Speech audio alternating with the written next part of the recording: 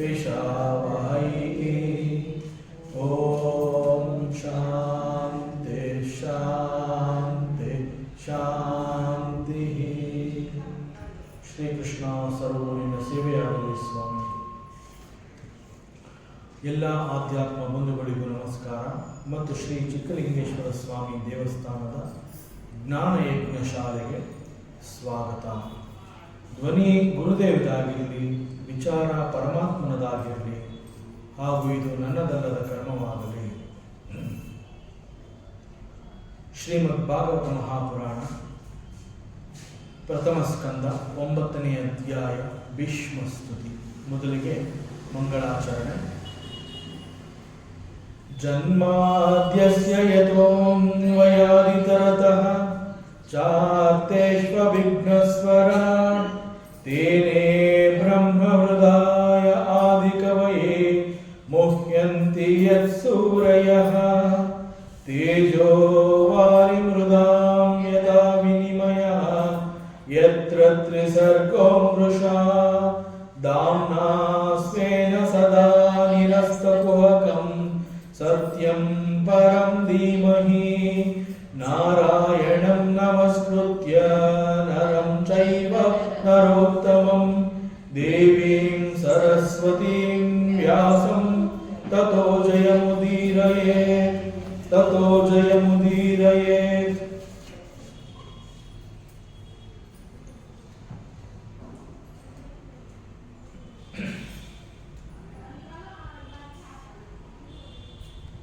ಒಬ್ಬ ಸಾಧಕ ಭಗವಂತನನ್ನ ಸ್ಮರಣೆ ಮಾಡಬೇಕು, ಭಗವಂತನನ್ನ ನೆನಪು ಮಾಡ್ಕೋಬೇಕು ಅಂತಂದಾಗ ನೇರವಾಗಿ ಭಗವಂತ ಅವನಿಗೆ ಸಿಗೋದಿಲ್ಲ, ಭಗವಂತನ ನೆನಪು ಅವನಿಗೆ ಬರೋದಿಲ್ಲ. ಭಗವಂತನನ್ನ ನೋಡಿ ಗುರುತಿಸಿ ಅವನ ದರ್ಶನ ಅಂತ ಹೇಳ್ಕೊಳ್ಳೋದಕ್ಕೂ ಕೂಡ ಸಾಧ್ಯ ಇಲ್ಲ. ಆದ್ದರಿಂದ ಒಬ್ಬ ಸಾಧಕ ಏನ್ ಮಾಡ್ತಾನೆ ಅಂತಂದ್ರೆ, ನನಗೆ ಭಗವಂತ ಬೇಕು ಅಂತಂದಾಗ ಒಬ್ಬ ಗುರು ಅಥವಾ ಮತ್ತೊಬ್ಬ ಡಿವೋಟಿ ಭಕ್ತ ಅವನ ಮೂಲಕ ಪರಮಾತ್ಮನನ್ನ ನೋಡುವಂತಹ ಪ್ರಯತ್ನವನ್ನ ಮಾಡ್ತಾನೆ. ಯಾಕೆಂತಂದ್ರೆ ಭಗವಂತ ಯಾವಾಗಲೂ ಒಬ್ಬ ಭಕ್ತನಿಗೆ ಸಿಗ್ತಾನೆ. ಭಕ್ತ ಪರಾಧೀನ ಭಗವಂತ ಅಂತಂದಾಗ ಈಸ್ ಭಕ್ತ ಪರಾಧೀನ. ಅದಕ್ಕೆ ಸಾಧಕ ಏನ್ ಮಾಡ್ತಾನೆ ಅಂತಂದ್ರೆ, ನೇರವಾಗಿ ನಾನು ಭಗವಂತನನ್ನ ನೋಡೋದಿಲ್ಲ, ನನಗೆ ಭಗವಂತನ ದರ್ಶನ ಆಗ್ಬೇಕು ಅಂತಂದ್ರೆ ನಾನು ಮತ್ತೊಬ್ಬ ಡಿವೋಟಿ, ಮತ್ತೊಬ್ಬ ಭಕ್ತನ ಮೂಲಕ ಭಗವಂತನನ್ನ ನಾನು ಸಾಕ್ಷಾತ್ಕಾರ ಮಾಡ್ಕೋತೀನಿ. ಸಚ್ ಎ ಹಂಬಲ್, ಎಷ್ಟು ವಿನಯವಂತಿಕೆ ಇದೆ ಮತ್ತು ಎಷ್ಟು ಸತ್ಯ ಇದೆ ಇದರಲ್ಲಿ. ಯಾಕೆ ಅಂತಂದ್ರೆ ಮತ್ತೊಬ್ಬ ಭಕ್ತ ಅಥವಾ ಒಬ್ಬ ಗುರು ಅವನಿಗೆ ಮಾತ್ರ ಭಗವಂತನನ್ನ ನಮಗೆ ತೋರಿಸೋದಕ್ಕೆ ಸಾಧ್ಯ. ನನಗೆ ಭಗವಂತ ಬೇಕು ಅಂತಂದ್ರೆ ಭಗವಂತನನ್ನ ನನಗೆ ಕರುಣಿಸುವವನು ಒಬ್ಬ ಗುರು ಆಗಿರ್ತಾನೆ, ಇಲ್ಲ ಅಂತಂದ್ರೆ ಮತ್ತೊಬ್ಬ ಭಕ್ತನೇ ಆಗಿರ್ತಾನೆ. ಸೊ ಈ ದೃಷ್ಟಿಯಲ್ಲಿ ಭೀಷ್ಮಾಚಾರ್ಯ ಪರಮಾತ್ಮ ಶ್ರೀಕೃಷ್ಣ, ಅವನು ಶ್ರೀಕೃಷ್ಣ ಅಂತಂದ್ರೆ ಈ ಇಷ್ಟದೈವ ಫಾರ್ ಭೀಷ್ಮಾಚಾರ್ಯ. ಭೀಷ್ಮಾಚಾರ್ಯ ಭಗವಂತ ಶ್ರೀಕೃಷ್ಣನನ್ನ ಯಾವಾಗೆಲ್ಲ ನೋಡಬೇಕು, ಯಾವಾಗೆಲ್ಲ ಅವನನ್ನ ನೆನಪು ಮಾಡ್ಕೋಬೇಕು ಅಂತ ಭೀಷ್ಮನಿಗೆ ಅನ್ಸುತ್ತೆ. ಆ ಎಲ್ಲಾ ಸಮಯದಲ್ಲೂ ಕೂಡ ಪರಮಾತ್ಮನ ಮತ್ತೊಬ್ಬ ಸರೆಂಡರ್ಡ್ ಡಿವೋಟಿ ಅಂತ ಹೇಳ್ತೀವಿ, ಶರಣಾಗತನಾದಂತಹ ಭಕ್ತ. ಅವನು ಯಾರು ಅಂತಂದ್ರೆ ಹಿ ಇಸ್ ಅರ್ಜುನ. ಸೊ ಅರ್ಜುನನನ್ನ ನೆನಪು ಮಾಡಿಕೊಂಡು ಭೀಷ್ಮ ಪರಮಾತ್ಮನನ್ನ ದರ್ಶನ ಮಾಡ್ತಾನೆ. ಸಿಕ್ಕ ಪ್ರತಿ ಅವಕಾಶಗಳಲ್ಲೂ ಕೂಡ ನೇರವಾಗಿ ಕೃಷ್ಣ ಅಂತ ಅವನು ಹೇಳೋದೇ ಇಲ್ಲ. ಅರ್ಜುನನನ್ನ ನೆನಪು ಮಾಡಿಕೊಂಡು ಆ ಮೂಲಕ ಕೃಷ್ಣನನ್ನ ನೋಡುವಂತಹ ಪ್ರಯತ್ನ. ಸೊ ಅದಕ್ಕೆ ಕೃಷ್ಣ ಬೇಕು ಅಂತ ಭೀಷ್ಮನಿಗೆ ಅನ್ನಿಸಿದಾಗ he calls ವಿಜಯ ಸಖೆ. ವಿಜಯ ಇಸ್ ಅರ್ಜುನ, ಸಖೆ ಅಂತಂದ್ರೆ ಸ್ನೇಹಿತ. ಅರ್ಜುನನ ಸ್ನೇಹಿತ ಇಸ್ ಶ್ರೀಕೃಷ್ಣ. ಸೊ ಅರ್ಜುನ ನನಗೆ ಸಿಕ್ಕಿದ್ರೆ ಕೃಷ್ಣ ಸಿಗ್ತಾನೆ ಎನ್ನುವಂತಹ ಒಂದು ನಂಬಿಕೆ ಮತ್ತು ಶ್ರದ್ಧೆ. ಆತರ ಪಾರ್ಥ ಸಾರಥಿ ಅಂತ ಹೇಳ್ತಾರೆ. ಪಾರ್ಥ ಅಂತಂದ್ರೆ ಅರ್ಜುನ, ಅರ್ಜುನನಿಗೆ ಸಾರಥಿ ಆಗಿರುವಂತಹವನು ಕೃಷ್ಣ. ಆಗ ಕೃಷ್ಣ ಸಿಗ್ತಾನೆ. ಸೊ ಈ ರೀತಿಯಲ್ಲಿ he is glorifying the lord in relation to Arjuna. ಆ ಅರ್ಜುನನ ಕಾರಣದಿಂದ ಇಲ್ಲೂ ಕೂಡ ಶ್ರೀಕೃಷ್ಣನನ್ನ ನೆನಪು ಮಾಡಿಕೊಂಡು he is glorifying the lord. So ಇಲ್ಲಿ ವಿಜಯರಥ ಕುಟುಂಬ ಆತತೋತ್ರೆ ಅಂತ ಹೇಳ್ತಾನೆ. ವಿಜಯರಥೆ ಅಂತ ಹೇಳ್ತಾನೆ. Again here Vijaya refers to Arjuna. Arjuna ಅಂತಂದ್ರೆ ಅವನಿಗೆ ವಿಜಯ ಅನ್ನುವಂತಹದ್ದು ನಿರಂತರ, ಅವನಿಗೆ ಸದಾ, ಅವನು ಎಲ್ಲಿ ಅದು ಯುದ್ಧ ಆಗಿರಬಹುದು, ಅವನ ಪ್ರತಿ ಕ್ಷಣದಲ್ಲೂ ಅವನಿಗೆ ವಿಜಯ ಅನ್ನುವಂತಹದ್ದು ಸಿಗ್ತಾ ಇರ್ತದೆ. ಯಾಕೆಂತಂದ್ರೆ ಇಂತಹ ಅರ್ಜುನನ ಬಳಿ ಇರೋದು ಯಾರು? ಶ್ರೀಕೃಷ್ಣ. ಶ್ರೀಕೃಷ್ಣ ಜೊತೆನಲ್ಲಿ ಇದ್ದಾನೆ ಅಂತಂದಾಗ ಅವನಿಗೆ ವಿಜಯ ಅನ್ನುವಂತಹದ್ದು ಸದಾ ಸಿಗತ್ತೆ. ಈ ಕಾರಣದಿಂದ ಅರ್ಜುನನ ಮತ್ತೊಂದು ಹೆಸರು ಅಂತಂದ್ರೆ ಅದು ದಟ್ ಈಸ್ ವಿಜಯ. ಸೊ ಇಲ್ಲಿ ವಿಜಯ ರಥ ಕುಟುಂಬ.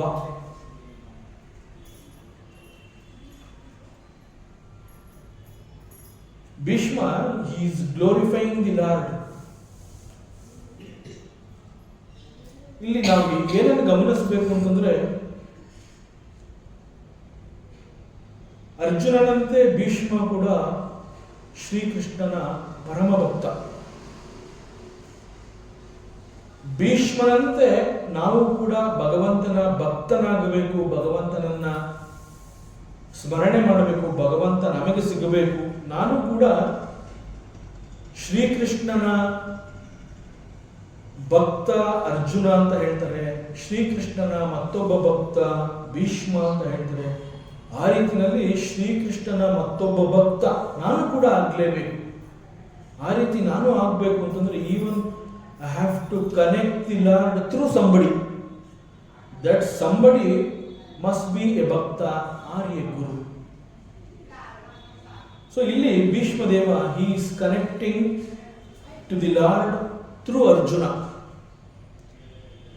And Arjuna is a great devotee of Lord Shrikrishna. So ಈ ತರ ವಿಚಾರ ಸಿಕ್ಕಿದಾಗ ನಾವು ಸ್ವಲ್ಪ ಹೆಚ್ಚು ಚಿಂತನೆಯನ್ನು ಮಾಡಬೇಕಾಗತ್ತೆ. ನಾವೇ ಅವಲೋಕನ ಮಾಡಿಕೊಂಡ್ರೆ ನಾನು ಕೂಡ ಪರಮಾತ್ಮನನ್ನ ಭಕ್ತಿ ಮಾಡ್ತಾ ಇದ್ದೀನಿ, ಆ ಭಕ್ತರಂತೆ ನನಗೂ ಕೂಡ ಪರಮಾತ್ಮನಲ್ಲಿ ಶ್ರದ್ಧೆ ಇದೆ. ಸೊ ಭಗವಂತನಲ್ಲಿ ನನಗೂ ಕೂಡ ಶ್ರದ್ಧೆ ಇದೆ ಅಂತಂದ್ರೆ it is possible for me also. ನನಗೂ ಕೂಡ ಇದು ಸಾಧ್ಯ. ಯಾಕೆ ಅಂತಂದ್ರೆ ಒಬ್ಬ ಭಕ್ತ ಮತ್ತೊಬ್ಬ ಸಾಧಕನಿಗೆ ಭಗವಂತನನ್ನ ತೋರಿಸ್ತಾನೆ ಅಂತಂದ್ರೆ ನನಗೂ ಅಂತಹ ಪರಮಾತ್ಮ ಸಿಗಬೇಕು ಅಂತಂದಾಗ ನಾವು ಕೂಡ ಒಬ್ಬ ಭಕ್ತನ ಮೂಲಕನೇ ಅಲ್ಲಿಗೆ ಹೋಗ್ಬೇಕಾಗುತ್ತೆ. ಮತ್ತು ನಾವು ಭಗವಂತನನ್ನ ಸ್ಮರಣೆ ಮಾಡ್ತಾ ಇದ್ದೀನಿ, ಭಗವಂತನಲ್ಲಿ ನನಗೆ ಶ್ರದ್ಧೆ ಇದೆ ಅಂತಂದ್ರೆ ಅದು ಕೇವಲ ಬಾಯಿ ಮಾತಿನಿಂದ ಆದರೆ ಸಾಲದು. ಈ ವಿಚಾರದಲ್ಲಿ ಸ್ಪಷ್ಟವಾಗಿ ಹೇಳಬೇಕು ಅಂತಂದ್ರೆ ನಾವು ಮುಖ್ಯವಾಗಿ ಭಗವಂತನನ್ನ ನೆನಪು ಮಾಡ್ಕೊಳ್ಳೋದಕ್ಕೆ ಸಾಧ್ಯವೇ ಇಲ್ಲ. ನಾವು ಭಗವಂತನನ್ನ ಕರೀತಾನೆ ಇಲ್ಲ. ಬೇರೆ ಅನೇಕ ಪ್ರಯತ್ನಗಳನ್ನು ನಾವು ಮಾಡ್ತಾ ಇದ್ದೀವಿ. ಭಗವಂತ ನನಗೆ ಬೇಕು ಅನ್ನುವಂತಹ ಬಯಕೆ ಬಹುಶಃ ಇನ್ನೂ ನನ್ನಲ್ಲಿ ಹುಟ್ಟೇ ಇಲ್ಲ. ಆದರೆ ನಮ್ಮಲ್ಲೂ ಕೂಡ ಕೆಲವು ಪೂರ್ವ ಸಂಸ್ಕಾರಗಳಿರುತ್ತೆ, ಭಗವಂತನ ಅನುಗ್ರಹ ಇರುತ್ತೆ. ಅದೆಲ್ಲ ಹೇಗೆ ಓಪನ್ ಆಗುತ್ತೆ, ಆ ಚಾನೆಲ್ಗಳೆಲ್ಲ ಹೇಗೆ ಓಪನ್ ಆಗುತ್ತೆ ಅಂತಂದ್ರೆ ನಾನು ಭಗವಂತನನ್ನ ನೆನಪು ಮಾಡ್ಕೋತಾ ಇಲ್ಲ, ಭಗವಂತ ನನಗೆ ಬೇಕು ಅನ್ನುವಂತಹ ಬಯಕೆ ಕೂಡ ನನ್ನಲ್ಲಿ ಇಲ್ಲ. ಆದರೆ ನನ್ನಲ್ಲಿ ಒಂದು ಸಂಸ್ಕಾರ ಇದೆ, ಭಗವಂತನ ಒಂದು ದರ್ಶನ ಅಥವಾ ಭಗವಂತನ ನೆನಪು ನನಗೆ ಬರುತ್ತೆ ಅಂತಂದ್ರೆ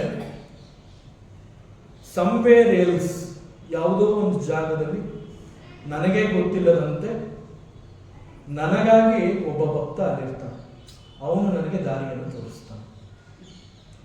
somewhere some devotee is there because of him. ನಾವು ಭಗವಂತನನ್ನ ಸ್ಮರಣೆ ಮಾಡ್ಕೊತೀವಿ. ನಾವು ಅಂತೀವಿ ನಾವು ದೇವಸ್ಥಾನಕ್ಕೆ ಹೋಗಿದ್ವಿ, ಭಗವಂತನನ್ನು ನೋಡಿದ್ವಿ, ನಾನು ಅನ್ನುವಂತಹದ್ದು ಜೊತೆನಲ್ಲಿ ಎಳ್ಕೊಂಡ್ ಬರ್ತಾ ಇರ್ತೀವಿ. ಅನ್ಲೆಸ್ ಸಂಬಡಿ ಟೆಲ್ಸ್ ದೇವಸ್ಥಾನಕ್ಕೆ ಹೋಗು, ಅವ್ರು ಹೇಳಿದ್ರಿಂದ.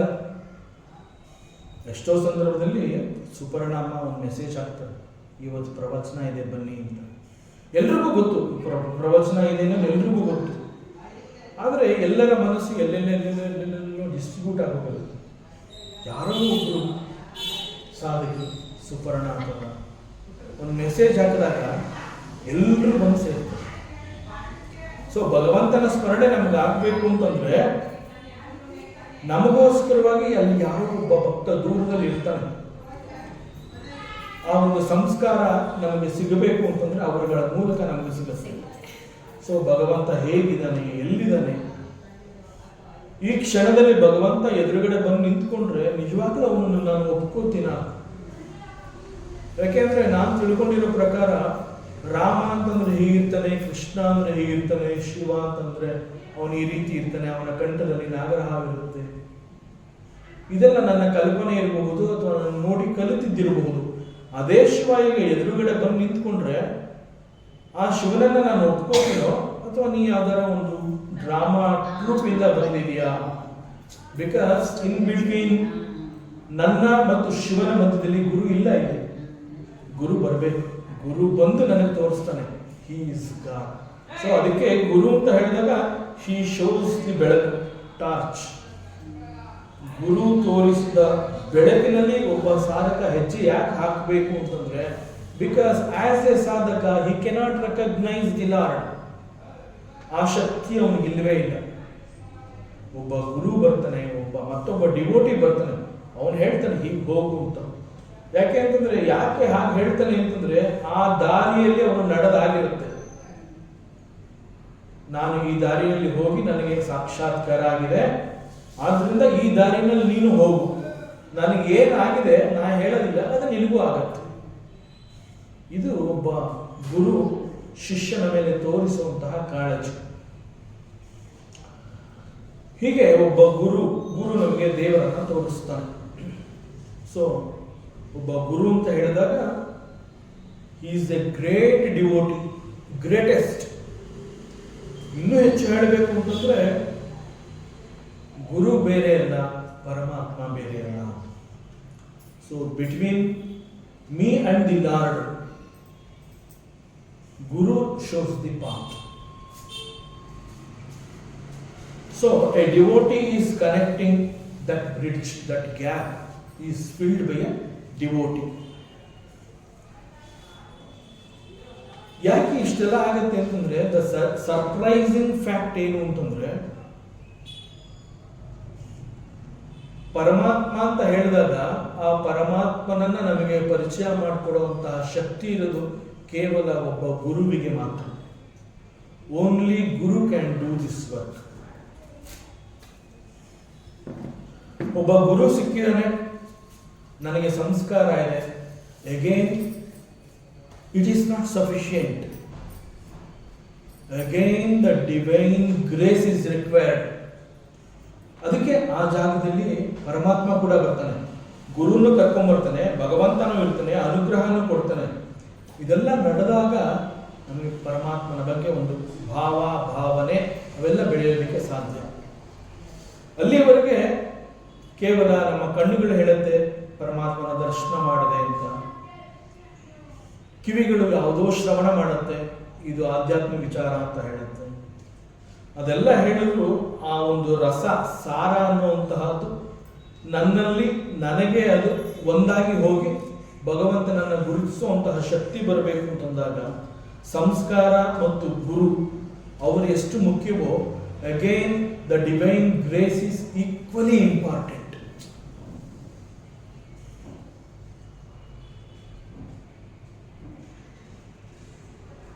ಪರಮಾತ್ಮನನ್ನು ಸರ್ವಶಕ್ತ ಅಂತ ಹೇಳಿ ಪರಮಾತ್ಮ ನೇರವಾಗಿ ನನಗೆ ನಾನೇ ಭಗವಂತ ಅಂತ ಅವನು ಹೇಳ್ಕೊಳ್ಳೋಕೆ ಯಾಕೆ ಆಗೋದಿಲ್ಲ? ಒಬ್ಬ ಗುರುನ ಯಾಕೆ ಕರ್ಕೊಂಡ್ ಬರ್ತಾನೆ? Again that is his Leela.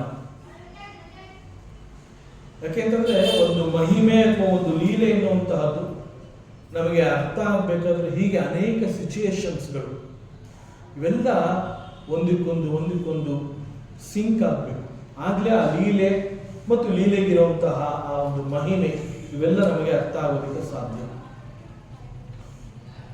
So ಇದಕ್ಕೆ ಮಾಡಬೇಕಾಗಿರೋದು ಇಷ್ಟೇ, ಭಗವಂತ ನನಗೆ ಬೇಕು ಅನ್ನುವಂತಹ ಒಂದು ಸಂಕಲ್ಪ ನಾನು ಮಾಡ್ಕೋಬೇಕು. ಆ ಸಂಕಲ್ಪ ನಾವು ಮಾಡಿಕೊಂಡ್ರೆ ಅವನು ನಮಗೆ ಸಿಗುವುದಕ್ಕೆ ಮುಂಚೆ he creates the situation, he creates a guru he comes there.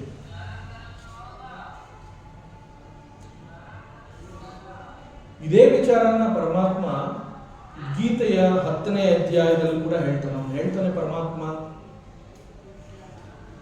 ಮಚ್ಚಿತ್ತ ಮದ್ಗತ ಪ್ರಾಣ ಬೋಧಯಂತಃ ಪರಸ್ಪರಂ ಕಥೆಯಂತಶ್ಚ ಮಾಂ ನಿತ್ಯಂ ತುಷ್ಯಂತಿ ಚ ರಮಂತಿ ಚ. ಸಾಮಾನ್ಯವಾಗಿ ಹೆಚ್ಚಿನ ಜನಗಳು ಲೌಕಿಕವಾಗಿ ಬಹಳ ಲೋಕಾಭಿರಾಮವಾಗಿ ಮಾತನಾಡಬೇಕಾದ್ರೆ ಹೇಳ್ತಾರೆ, ಎಷ್ಟು ಪ್ರಯತ್ನ ಪಡ್ತೀನಿ, ಎಷ್ಟೆಲ್ಲ ಬುಕ್ಸ್ಗಳು ತಗೊಂಡ್ಬರ್ತೀನಿ, ಆದರೂ ಕೂಡ ನನಗೆ ಈ ಭಗವದ್ಗೀತೆ ಅನ್ನುವಂತಹದ್ದು ಅರ್ಥ ಆಗ್ತಾ ಇಲ್ಲ. ಓದುವಂತಹ ಪ್ರಯತ್ನವನ್ನು ಮಾಡ್ತೀನಿ, ಇಲ್ಲ ಅದು ಓದೋದಕ್ಕೆ ಸಾಧ್ಯ ಆಗೋದಿಲ್ಲ, ಅಥವಾ ಅದು ಓದಿದ್ರೂ ಕೂಡ ನನಗೆ ಅರ್ಥ ಆಗೋದಿಲ್ಲ, ಎಷ್ಟು ಒಂದು ಪ್ರಯತ್ನವನ್ನು ಮಾಡಿದೆ ಅಂತ ಹೇಳ್ತಾರೆ. ಆದರೆ ಇದೆಲ್ಲ ಯಾಕೆ ಆಗ್ತದೆ, ಯಾಕೆ ಭಗವದ್ಗೀತೆ ಅರ್ಥ ಆಗ್ತಾ ಇಲ್ಲ? ಕಾರಣ ಏನು ಅಂತಂದ್ರೆ, ಪ್ರತಿ ಅವಕಾಶಗಳಲ್ಲೂ ಕೂಡ ಗೀತೆಯಲ್ಲಿ ಪರಮಾತ್ಮ ಕೊಟ್ಟಿರುವಂತಹ ಆ ಒಂದು ಉಪದೇಶ ಇರಬಹುದು, ಅಥವಾ ತತ್ವ, ಫಿಲಾಸಫಿ ಅಂತ ಏನು ಹೇಳ್ತೀವಿ ಅವುಗಳಿರ್ಬೋದು. ಅವೆಲ್ಲ ಕೇವಲ ಶ್ರವಣ ಮಾತ್ರದಿಂದ ಅಲ್ಲ, ಮನನ ಮಾತ್ರದಿಂದ ಅಲ್ಲ, it is to be implemented in our life. As long as, ಎಲ್ಲಿವರೆಗೆ ನಾವು ಫಿಲಾಸಫಿಯನ್ನು ನಮ್ಮ ಜೀವನದಲ್ಲಿ, ನನ್ನ ಬದುಕಿನಲ್ಲಿ, because it is my life, I am living here, ನಾನು ನನ್ನ ಬದುಕನ್ನು ಇಲ್ಲಿ ಮಾಡ್ಕೋತಾ ಇದ್ದೀನಿ ಅಂತಂದಾಗ, ನನ್ನ ಬದುಕು ಹೀಗಿರಬೇಕು ಅಂತಂದಾಗ, ಆ ತತ್ವವನ್ನು ನನ್ನ ಬದುಕಿನಲ್ಲಿ ನಾನು ಅಡಾಪ್ಟ್ ಮಾಡ್ಕೊಳ್ಳದೆ ಹೋದರೆ ಇಟ್ ವೋಂಟ್ ಸ್ಪ್ರೌಟ್ ಔಟ್. ಆಗ ಫಿಲಾಸಫಿ ಕೇವಲ ಶ್ರವಣವಾಗಿರುತ್ತೆ, ಅಥವಾ ಕೇಳಿಸ್ಕೊಂಡಿರ್ತೀವಿ, ಓದಿರ್ತೀವಿ, ಎಲ್ಲೋ ಯಾರೋ ಹೇಳಿರೋದು ನೆನಪು ಮಾತ್ರ ಆಗಿರುತ್ತೆ, ನಮ್ಮ ಅನುಭವಕ್ಕೆ ಬರೋದಿಲ್ಲ.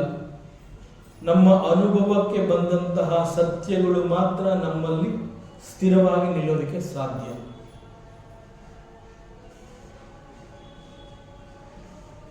ಗೀತೆಯಲ್ಲಿ ಹೇಳಿರುವಂತಹದ್ದು it is for the Arjuna, not for me. ಅನೇಕ ಜನಗಳು ಈ ಮಾತನಾಡ್ತಾರೆ, because it is the Arjuna who is depressed, not me and not you. So Gita Upadesha is for the Arjuna. So ಈ ರೀತಿಯಾದಾಗ ಈ ಫಿಲಾಸಫಿ ಅನ್ನುವಂಥದ್ದು ಹೇಗೆ ಅರ್ಥ ಆಗುತ್ತೆ? ಸಾಧ್ಯವೇ ಇಲ್ಲ. ಅದನ್ನೇ ಪರಮಾತ್ಮ ಇಲ್ಲಿ ಹೇಳ್ತೇನೆ, ಮಚ್ಚಿತ್ತ ಮದ್ಗತ ಪ್ರಾಣ ಬೋಧಯಂತಃ ಪರಸ್ಪರಂ. It has to happen in our life. ಹೇಗಾಗತ್ತೆ ಅದು ಅಂತಂದಾಗ, ಅನೇಕ ಜನಗಳು ಒಂದು ಕಡೆ ಬಂದು ಸೇರಿರ್ತಾರೆ. ಅಲ್ಲಿ ಎಲ್ಲರೂ ಕೂಡ ಭಗವಂತನ ಬಗ್ಗೆ, ಭಗವಂತನ ವಿಚಾರವನ್ನು ಮಾತನಾಡ್ತಾರೆ. ದಟ್ ಈಸ್ ಕಾಲ್ಡ್ ಬೋಧೆಯಂತ ಪರಸ್ಪರಂ. ಒಬ್ಬರಿಗೊಬ್ಬರು ಸೇರಿಕೊಂಡ್ರು, ಎಲ್ಲರೂ ಒಂದೇ ವಿಚಾರವನ್ನ, ಭಗವಂತನ ಬಗ್ಗೆ ಮಾತನಾಡ್ತಾ ಇರುವಂತಹದ್ದು. ಆಗ ಅಲ್ಲಿ ಅವ್ರು ಏನ್ ಮಾತಾಡ್ತಾರೆ, ಇವ್ರು ಏನ್ ಮಾತಾಡ್ತಾರೆ, ಇಟ್ ಈಸ್ ಕಾಲ್ಡ್ ಕಥೆಯಂತಹ. ಕಥೆಯಂತಹ ಚ ಮಾಂ ನಿತ್ಯಂ. ಪರಮಾತ್ಮ ಹೇಳ್ತಾ ಇದ್ದಾನೆ, ಅವರೆಲ್ಲರೂ ನನ್ನ ಬಗ್ಗೆ ಮಾತನಾಡ್ತಾ ಇದ್ದಾರೆ. ಹೀಗೆ ಮಾತನಾಡ್ತಾ ಇದ್ದಾಗ ವಿಚಾರ ಒಂದು, ಅನೇಕರು ಸೇರಿ ಪರಸ್ಪರ ವಿಚಾರವನ್ನು ಹಂಚ್ಕೋತಾ ಇದ್ದಾರೆ. ಹಂಚ್ಕೋತಾ ಇರುವಂತಹದ್ದು ನನ್ನ ವಿಚಾರ, ಬಟ್ ಅವರೆಲ್ಲರೂ ಬಹಳ ಸಂತೋಷವಾಗಿದ್ದಾರೆ. ಅವರೆಲ್ಲರ ಸಂತೋಷಕ್ಕೆ ನನ್ನ ವಿಚಾರ ಕಾರಣ ಆಗ್ತಾ ಇದೆ. ಸೊ ನನ್ನ ವಿಚಾರ ಅವ್ರಿಗೆ ಸಿಕ್ಕಿದಾಗ ಅವ್ರಿಗೆಲ್ಲರೂ ಕೂಡ ಅದರಲ್ಲೇ ತಲ್ಲೀನರಾಗಿದ್ದಾರೆ. ರಮಂತಿಚ, ಒಂದು ರೀತಿಯ ತೃಪ್ತಿ, ಆನಂದ ಇದೆಲ್ಲ ಸಿಗ್ತಾ ಇದೆ. ಇದೆಲ್ಲ ಸಿಗಬೇಕು ಅಂತಂದ್ರೆ ಕೇವಲ ಕತೆ ಕೇಳೋದ್ರಿಂದ ಮಾತ್ರ ಅಲ್ಲ, ಆ ಒಂದು ಫಿಲಾಸಫಿಯನ್ನ, ಇದು ನನ್ನ ಜೀವನದಲ್ಲಿ ನಡೆದರೆ ಹೇಗಿರುತ್ತೆ, ನಡೆಯೋ ಹಾಗೆ ನಾನು ಮಾಡ್ಕೋಬೇಕು, ಆ ರೀತಿಯಲ್ಲಿ ಪ್ರಯತ್ನವನ್ನು ಪಡಬೇಕು. ಸೊ ನನ್ನ ಜೀವನದಲ್ಲಿ ನಾನು ಇಂತಹ ಒಂದು ಫಿಲಾಸಫಿ ಅಥವಾ ತತ್ವಗಳನ್ನು ನಾನು ಅಳವಡಿಸ್ಕೊಂಡ್ರೆ ನಾನು ಕೂಡ ಸುಖಿಯಾಗಿರಬಹುದು ಅನ್ನುವಂತಹ ಯೋಚನೆ ಎಲ್ಲಿವರೆಗೆ ಅವರಿಗೆ ಬರೋದಿಲ್ಲ, ಅಲ್ಲಿ ಅವರಿಗೆ ಈ ಭಗವದ್ಗೀತೆ ಎನ್ನುವಂತಹದ್ದು ಅವರಿಗೆ ಅರ್ಥ ಆಗೋದಿಲ್ಲ. ದಟ್ ಈಸ್ ದಿ ವಿಪರ್ಯಾಸ. ಸೊ ಯಾಕೆಂತಂದ್ರೆ ಕೇವಲ ಶ್ರವಣ ಅನ್ನುವಂತಹದ್ದು ಕಾಲಹರಣ ಅಲ್ಲ. It is not A time pass. ಯಾವಾಗ ಶ್ರವಣ ಅನ್ನುವಂತಹದ್ದಾಗುತ್ತೆ, ದ ನೆಕ್ಸ್ಟ್ ಸ್ಟೇಜ್ ಈಸ್ ಶ್ರವಣದಿಂದ ಮನನ. ವಾಟ್ ಈಸ್ ಹರ್ಡ್, ಯಾವ ವಿಚಾರ ನಮ್ಮ ಕಿವಿಯನ್ನು ಬಂದು ಮುಟ್ಟಿರುತ್ತೆ, ಅದು ಸತ್ಯವಾ, ಅದು ಸರಿನಾ, ಅದು ಹೇಗೆ ಅನ್ನುವಂತಹ ನಿರಂತರವಾದ ಮನನ ನಮ್ಮಲ್ಲಿ ನಡೀಬೇಕು. ಆ ಮನನ ನನ್ನಲ್ಲಿ ನಡೆದು yes what I heard is correct, ನನಗೇನು ಶ್ರವಣದಲ್ಲಿ ಇಂತಹ ಒಂದು ವಿಚಾರ ಸಿಕ್ತು, ನಾನು ಸಾಕಷ್ಟು ಯೋಚನೆ ಮಾಡಿದೆ, ವಿಚಾರ ಮಾಡಿದೆ, ಎಸ್ ಅಲ್ಲಿ ಹೇಳಿರುವಂತಹ ವಿಚಾರ ಕರೆಕ್ಟ್ ಅಂತ ನನಗೆ ಅನಿಸುತ್ತೆ, ಆಗ I am ready to implement that in my life. So ಹೀಗಾದಾಗ ಮಾತ್ರ ಯಾವುದೇ ಒಂದು ತತ್ವ, ಭಗವದ್ಗೀತೆ ಇರಬಹುದು, ವೇದಾಂತ ಅಥವಾ ಶಾಸ್ತ್ರದ ವಿಚಾರ, ಇವೆಲ್ಲ ನಮ್ಮ ಅನುಭವಕ್ಕೆ ಬರಬೇಕು ಅಂತಂದ್ರೆ ಅಲ್ಲಿ ಹೇಳಿರುವಂತಹ ತತ್ವವನ್ನು ನಾವು ಜೀವನದಲ್ಲಿ ಅಳವಡಿಸಿಕೊಳ್ಳುವಂತಹ ಪ್ರಯತ್ನವನ್ನು ಮಾಡಬೇಕು. ಹೀಗೆಲ್ಲ ಆಗ್ಬೇಕು ಅಂತಂದ್ರೆ ಇವಕ್ಕೆಲ್ಲ ಕಾರಣ ನಮ್ಮ ಜೊತೆಯಲ್ಲಿ ಒಬ್ಬ ಭಕ್ತ ಇರ್ತಾನೆ. That is why it is said ಪರಸ್ಪರಂ. ನಮ್ಮ ಜೊತೆನಲ್ಲೇ ಇದ್ದು ನಮಗೆ ಹೇಳಿಕೊಟ್ಟಿರುವಂತಹ ಮತ್ತೊಬ್ಬ ಡಿವೋಟಿ ಆಗಿರಬಹುದು ಅಥವಾ ಒಬ್ಬ ಗುರು ಆಗಿರಬಹುದು. So it is because of that relationship, ಆ ಒಂದು ಭಕ್ತನ ರಿಲೇಶನ್ಶಿಪ್ ಇರಬಹುದು, ಒಬ್ಬ ಗುರುವಿನ ಸಂಬಂಧ ಇರಬಹುದು, ಮತ್ತೊಬ್ಬ ಸಾಧಕನ ಪ್ರಯತ್ನ ಇರಬಹುದು, ಅವೆಲ್ಲ ಸೇರಿ ಪರಮಾತ್ಮನ ಸ್ಮರಣೆ ಎನ್ನುವಂತಹದ್ದು ನಮಗಾಗತ್ತೆ. ಸೊ ಆ ರೀತಿಯಲ್ಲಿ ಇಲ್ಲಿ ಭೀಷ್ಮ ಕೂಡ ಪರಮಾತ್ಮನನ್ನ ಸ್ತುತಿ ಮಾಡ್ತಾ ಇದ್ದಾನೆ. ಪರಮಾತ್ಮನನ್ನ ಸ್ತುತಿ ಮಾಡಬೇಕಾದ್ರೆ ಪ್ರತಿ ಕ್ಷಣ ಪ್ರತಿ ಅವಕಾಶದಲ್ಲೂ ಅರ್ಜುನನನ್ನ ನೆನಪು ಮಾಡ್ಕೋತಾ ಇದ್ದಾನೆ. ಯಾಕೆ ಅರ್ಜುನನ ನೆನಪು ಮಾಡ್ಕೋತಾ ಇದ್ದಾನೆ ಅಂತಂದ್ರೆ, ಯುದ್ಧದಲ್ಲಿ ಅರ್ಜುನನ ಎದುರಿಗೆ ನಿಂತು ಯುದ್ಧ ಮಾಡಿರುವಂತಹದ್ದು ಭೀಷ್ಮದೇವ. ಭೀಷ್ಮದೇವ ಅರ್ಜುನನ ಎದುರಿಗೆ ಯುದ್ಧಕ್ಕೆ ನಿಂತಾಗ Bhishma is able to see the Arjuna, Bhishma is able to see the Krishna also. But for Arjuna, Arjuna can see only Bhishma, not Krishna. Krishna ರಥದ ಮುಂಭಾಗದಲ್ಲಿ ಇರ್ತಾನೆ, ಕೃಷ್ಣನಿಗೆ ಹಿಂಭಾಗದಲ್ಲಿ ಅರ್ಜುನ ಇರ್ತಾನೆ. Arjuna can see only Bhishma, whereas Bhishma can see both Arjuna and also the lord. ಅದರಿಂದ ಭಗವಂತ ಯಾಕೆ ಸಿಗ್ತಾ ಇದ್ದಾನೆ ನನಗೆ ಅಂತಂದ್ರೆ, because Arjuna is there. Arjuna is a surrendered devotee. ಅವನಂತೆ ನಾನು ಕೂಡ ಭಕ್ತ. ಸೊ ಅರ್ಜುನನ ಮೂಲಕವೇ ಎಲ್ಲವನ್ನ ನೆನಪು ಮಾಡ್ಕೋತಾ ಇದ್ದಾನೆ ಭೀಷ್ಮದೇವ. ಆದ್ರಿಂದ ನೇರವಾಗಿ ಅವನು ಪರಮಾತ್ಮನನ್ನ ಶ್ರೀಕೃಷ್ಣ ಅಂತ ಕರೀತಾನೆ ಇಲ್ಲ. ಸಿಕ್ಕ ಪ್ರತಿ ಅವಕಾಶದಲ್ಲಿ ವಿಜಯ ಸಖೆ, ಪಾರ್ಥ ಸಾರಥಿ, ಈ ರೀತಿ ಅವನನ್ನ ಹೇಳ್ತಾ ಇದ್ದಾನೆ. ಇಲ್ಲಿ ಈ ಶ್ಲೋಕದಲ್ಲಿ ಭೀಷ್ಮದೇವ ಹೇಳ್ತಾ ಇದ್ದಾನೆ ವಿಜಯ ರಥ ಕುಟುಂಬ. ಸೊ ವಿಜಯ ಅಂತಂದ್ರೆ ಗೊತ್ತಾಯ್ತು, it is for the Arjuna. ರಥ, ರಥ is A vehicle, it is A ವಾಹನ. ಯುದ್ಧದಲ್ಲಿ ಆ ವಾಹನವನ್ನು ಉಪಯೋಗಿಸಿ ಆ ಯುದ್ಧ ಕ್ಷೇತ್ರದಲ್ಲಿ ಪ್ರಯಾಣ ಮಾಡುವಂತಹದ್ದು. ವೇಗವಾಗಿ ಓಡಾಡಬೇಕಾಗತ್ತೆ, ಮತ್ತೊಂದು ಜಾಗಕ್ಕೆ ಹೋಗ್ಬೇಕಾಗತ್ತೆ. ಸೊ ಅಲ್ಲಿ ಆ ಯುದ್ಧ ಭೂಮಿನಲ್ಲಿ ಉಪಯೋಗಿಸುವಂತಹ ಒಂದು ವಾಹನ ಇಸ್ ರಥ. ದಟ್ ರಥ ಬಿಲಾಂಗ್ಸ್ ಟು ಅರ್ಜುನ. ಸೊ ವಿಜಯ ರಥ. ಆ ಒಂದು ರಥವನ್ನ ಎಳೆಯೋದಕ್ಕೆ ಸಾಮಾನ್ಯವಾಗಿ ಕುದುರೆಗಳು ಆ ರಥವನ್ನ ಎಳಿತಾ ಇದೆ. ಬಟ್ ವಾಟ್ ಈಸ್ ಕುಟುಂಬ ಹಿಯರ್? ವಿಜಯ ರಥ ಇಸ್ ಅಂಡರ್ಸ್ಟುಡ್. ಬಟ್ ಇಲ್ಲಿ ಕುಟುಂಬ ಅಂತಂದ್ರೆ ಏನು? ಸಾಮಾನ್ಯ ಅರ್ಥದಲ್ಲಿ ಕುಟುಂಬ ಅಂತಂದಾಗ ಫ್ಯಾಮಿಲಿ,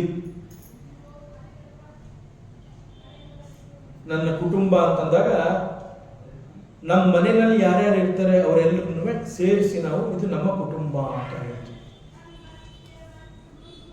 ಅಲ್ಲಿ ಗಂಡ ಹೆಂಡತಿ, ತಂದೆ ತಾಯಿ, ಮಕ್ಕಳುಗಳು, ಅಣ್ಣ ತಮ್ಮ, ಅಕ್ಕ ತಂಗಿ, ಹೀಗೆ ಒಂದು ಮೆಂಬರ್ಸ್ ಆಫ್ ದಿ ಫ್ಯಾಮಿಲಿ. ಆ ಎಲ್ಲ ಮೆಂಬರ್ಸ್ ಆಫ್ ದಿ ಫ್ಯಾಮಿಲಿಯನ್ನು ಸೇರಿಸಿ ಕುಟುಂಬ, ಇದು ಸಾಮಾನ್ಯವಾದ ಅರ್ಥ. ಬಟ್ ಸ್ಯಾನ್ಸ್ಕ್ರಿಟಲ್ಲಿ ಕು ಅನ್ನುವ ಆ ಒಂದು ಶಬ್ದಕ್ಕೆ ಬೇರೆಯದೇ ಅರ್ಥ ಇದೆ. ಫಾರ್ ಎಕ್ಸಾಂಪಲ್, ಸುಮತಿ ಅಂತ ಹೇಳಿದಾಗ, ಮತಿ ಮೀನ್ಸ್ ಮನಸ್ಸು ಅಥವಾ ಬುದ್ಧಿ, ಮೈಂಡ್ ಅಂತ ಹೇಳ್ತೀವಿ. ಸುಮತಿ ಒಳ್ಳೆಯ ಮನಸ್ಸು ಮತ್ತು ಬುದ್ಧಿ ಇರುವಂತಹ ಒಬ್ಬಳು ಸ್ತ್ರೀ, ಅವಳ ಹೆಸರು ಕೂಡ ಸುಮತಿ ಅಂತ ಆಗಿರಬಹುದು. ಸೊ ಸುಮತಿ ಮೀನ್ಸ್ ಒಳ್ಳೆಯ ಮನಸ್ಸು ಮತ್ತು ಒಳ್ಳೆಯ ಬುದ್ಧಿಯನ್ನು ಇಟ್ಕೊಂಡಿರುವಂತಹದ್ದು ಸುಮತಿ. ಕುಮತಿ, ಮತಿ ಈಸ್ ಅಗೇನ್ ಮನಸ್ಸು ಬುದ್ಧಿ, ಕು ಈಸ್ ಬ್ಯಾಡ್. ಸೊ ಈ ಕು ಅನ್ನುವಂತಹದ್ದು it's an indication of something which is not auspicious, something like bad, ಸರಿ ಇಲ್ಲ, ಕೆಟ್ಟದು, ಈ ಅರ್ಥವನ್ನು ಕೊಡುವಂತಹ ಶಬ್ದ. ಸೊ ಇಲ್ಲಿ ಕುಟುಂಬ ಅಂತ ಕರೆದಿದೆ. ಕುಟುಂಬ ಅಂತಂದ್ರೆ ಹಾಗಾದ್ರೆ ಕೆಟ್ಟದ ಅನ್ನುವಂತಹ ಒಂದು ಪ್ರಶ್ನೆ ಬರುತ್ತೆ. ಯಾವ ಅರ್ಥದಲ್ಲಿ ಈ ರೀತಿ ಹೇಳಿದ್ದಾರೆ? ಸೊ ಕುಟುಂಬ ಮೀನ್ಸ್ ಫ್ಯಾಮಿಲಿ ಅನ್ನೋದು ನೋ ಡೌಟ್. ಒಂದು ಫ್ಯಾಮಿಲಿ ಅಂತಂದಾಗ ಅಲ್ಲಿ ಅನೇಕರು ಇರ್ತಾರೆ. ಅನೇಕರು ಇರುವಂತಹ ಆ ಒಂದು ಫ್ಯಾಮಿಲಿಯಲ್ಲಿ ಯಾರೋ ಒಬ್ಬ ಮುಖ್ಯಸ್ಥ ಇರ್ತಾನೆ, ಯಜಮಾನ ಅಂತ ಕರೀತೀವಿ. Why he is called Yajmana? Because he owns the family. He takes the responsibility of the entire kutumba. ಒಂದು ಮನೆ ಅಂತ ಹೇಳಿದಾಗ ಆ ಮನೆಯಲ್ಲಿ 10 ಜನ ಇರ್ತಾರೆ. ಆ 10 ಜನಗಳಲ್ಲಿ ಒಬ್ಬ ಮಾತ್ರ ಯಜಮಾನನಾಗಿರ್ತಾನೆ. ಆ ಒಬ್ಬ ಯಜಮಾನ ಅವನು ಎಷ್ಟು ದೊಡ್ಡ ಜವಾಬ್ದಾರಿಯನ್ನು ತಗೋತಾನೆ ಅಂತಂದ್ರೆ, ನಮ್ಮ ಮನೆಯಲ್ಲಿ ನನ್ನನ್ನು ಈ ಕುಟುಂಬದ ಯಜಮಾನ ಅಂತ ಹೇಳಿರೋದ್ರಿಂದ ನನ್ನನ್ನು ಹೊರತುಪಡಿಸಿ ಇವರೆಲ್ಲರ ಯೋಗಕ್ಷೇಮ it belongs to me. So he earns the bread for the family members. ಅವರೆಲ್ಲರಿಗೂ ಹೊಟ್ಟೆ ತುಂಬ ಊಟ ಹಾಕಬೇಕು, ಒಂದು ನೆರಳು ಒದಗಿಸಬೇಕು, ಅವರಿಗೆಲ್ಲ ರೀತಿಯ ರಕ್ಷಣೆಯನ್ನು ಕೊಡಬೇಕು, ಬಟ್ಟೆ ಕೊಡಬೇಕು, ಅವರ ಬೇಕು ಬೇಡಗಳೆಲ್ಲವನ್ನ ನಾನು ನೋಡ್ಕೋಬೇಕು. ಅವರು ಎಲ್ಲರೂ ಕೂಡ ನನ್ನ ಮೇಲೆ ಡಿಪೆಂಡ್ ಆಗಿದ್ದಾರೆ. ಯಾಕೆ ಡಿಪೆಂಡ್ ಆಗಿದ್ದಾರೆ? ಅವರಲ್ಲೂ ಬುದ್ಧಿ ಸಾಮರ್ಥ್ಯ ಇರುತ್ತೆ, ಶಕ್ತಿ ಇರುತ್ತೆ, ದುಡಿಯುವಂತಹ ಒಂದು ಕೆಪಾಸಿಟಿ ಇದ್ರೂ ಕೂಡ they have chosen me as the ಯಜಮಾನ because ಅವರೆಲ್ಲರಿಗೂ ನನ್ನ ಮೇಲೆ ನಂಬಿಕೆ ಇದೆ. I take care of them. ಹೀಗಾಗಿ ನನ್ನನ್ನು ಯಜಮಾನ ಅಂತ ಒಪ್ಕೊಂಡಿದ್ದಾರೆ. So it is my responsibility, I have to take care. ಹೀಗೆ ಹೇಳಿದಾಗ ಅವರೆಲ್ಲರೂ ನನ್ನ ಮೇಲೆ ಡಿಪೆಂಡ್ ಆಗಿದ್ದಾರೆ. So I have to provide them whatever is required. ಅದು ಆಹಾರ ಆಗಿರಬಹುದು, ಬಟ್ಟೆ ಆಗಿರಬಹುದು, ಅನೇಕ ಬೇಕು ಬೇಡಗಳಾಗಿರಬಹುದು, ಅವೆಲ್ಲವನ್ನ ಒದಗಿಸುವಂತಹದ್ದು ನನ್ನ ಕರ್ತವ್ಯ. ಅವುಗಳನ್ನೆಲ್ಲ ಒದಗಿಸಬೇಕಾದ್ರೆ ಅವುಗಳನ್ನೆಲ್ಲ ನಾನು ಸಂಪಾದನೆ ಮಾಡಬೇಕಾದ್ರೆ ಸಂಪಾದನೆಗಾಗಿ ಆರಿಸಿಕೊಂಡಿರುವಂತಹ ಮಾರ್ಗ ಹೆಚ್ಚಿನ ಸಂದರ್ಭಗಳಲ್ಲಿ ಒಳ್ಳೆಯ ಮಾರ್ಗನೇ ಆಗಿರುತ್ತೆ, ಒಳ್ಳೆಯ ಸಂಪಾದನೆ ಆಗಿರುತ್ತೆ. It is okay. But sometimes ಆ ಮಾರ್ಗ ಸರಿ ಇಲ್ಲ ಅಂತ ನಾನು ಅಲ್ಲಿ ಆ ಮಾರ್ಗದಲ್ಲಿ ಹೆಜ್ಜೆ ಹಾಕದೆ ಹೋದ್ರೆ I may not be able to take care of the family members. So ಇಲ್ಲಿ 2 ತರ ಡಿವೈಡ್ ಆಗುತ್ತೆ ಜವಾಬ್ದಾರಿ. ಒಂದು, it is my responsibility, I have to take care of the family members. So ಅವರೆಲ್ಲರಿಗೂ ಬೇಕಾಗುವಂತಹದ್ದನ್ನು ನಾನು ಸಂಪಾದನೆ ಮಾಡಬೇಕು. ಸಂಪಾದನೆಗಾಗಿ ನಾನು ಆರಿಸಿಕೊಂಡಿರುವಂತಹ ಮಾರ್ಗ ಸರಿ ಇಲ್ಲ. ಬಟ್ ಅದು ಬಿಟ್ಟರೆ ಇವರೆಲ್ಲ ಹಸಿವೆಯಿಂದ ಇರ್ತಾರೆ. ಅವರೆಲ್ಲ ಹಸಿವೆಯಿಂದ ಒದ್ದಾಡಿದ್ರೆ ಆಗ ನನಗೆ ಅದು ಶ್ರೇಯಸ್ಸಲ್ಲ. ಸೊ ನಾನು ಅದು ಏನಾದಾಗಿರಲಿ ಆ ಮಾರ್ಗ ಅಲ್ಲಿ ಹೋಗಿ ನಾನು ಸಂಪಾದನೆ ಮಾಡಿ ಅವರೆಲ್ಲರ ಯೋಗಕ್ಷೇಮವನ್ನು ನಾನು ನೋಡ್ಕೋತೀನಿ. It is my responsibility. So ಇಲ್ಲಿ ಫ್ಯಾಮಿಲಿ ಮತ್ತು ಯಜಮಾನ ಅಂತಂದಾಗ ಆ ಯಜಮಾನ ಅವನ ದೃಷ್ಟಿ ಹೇಗಿರುತ್ತೆ ಅಂತಂದರೆ ಕಷ್ಟ ಸುಖ ಅದು ನನಗೆ ಸಂಬಂಧಪಟ್ಟಿರೋದು, ಅವರಿಗೆ ಯೋಗಕ್ಷೇಮವನ್ನು ಒದಗಿಸುವಂತಹದ್ದು ನನ್ನ ಕರ್ತವ್ಯ. ಸೊ ಅವ್ರಿಗೆ ಯಾರಿಗೂ ಈ ಚಿಂತೆ ಬೇಡ, ನಾನು ಯಾವ ದಾರಿನಲ್ಲಾದರೂ ಹೋಗ್ತೀನಿ, ಹೇಗಾದರೂ ಮಾಡ್ತೀನಿ, ಅವರೆಲ್ಲರನ್ನ ನಾನು ರಕ್ಷಣೆ ಮಾಡ್ತೀನಿ. Is my responsibility.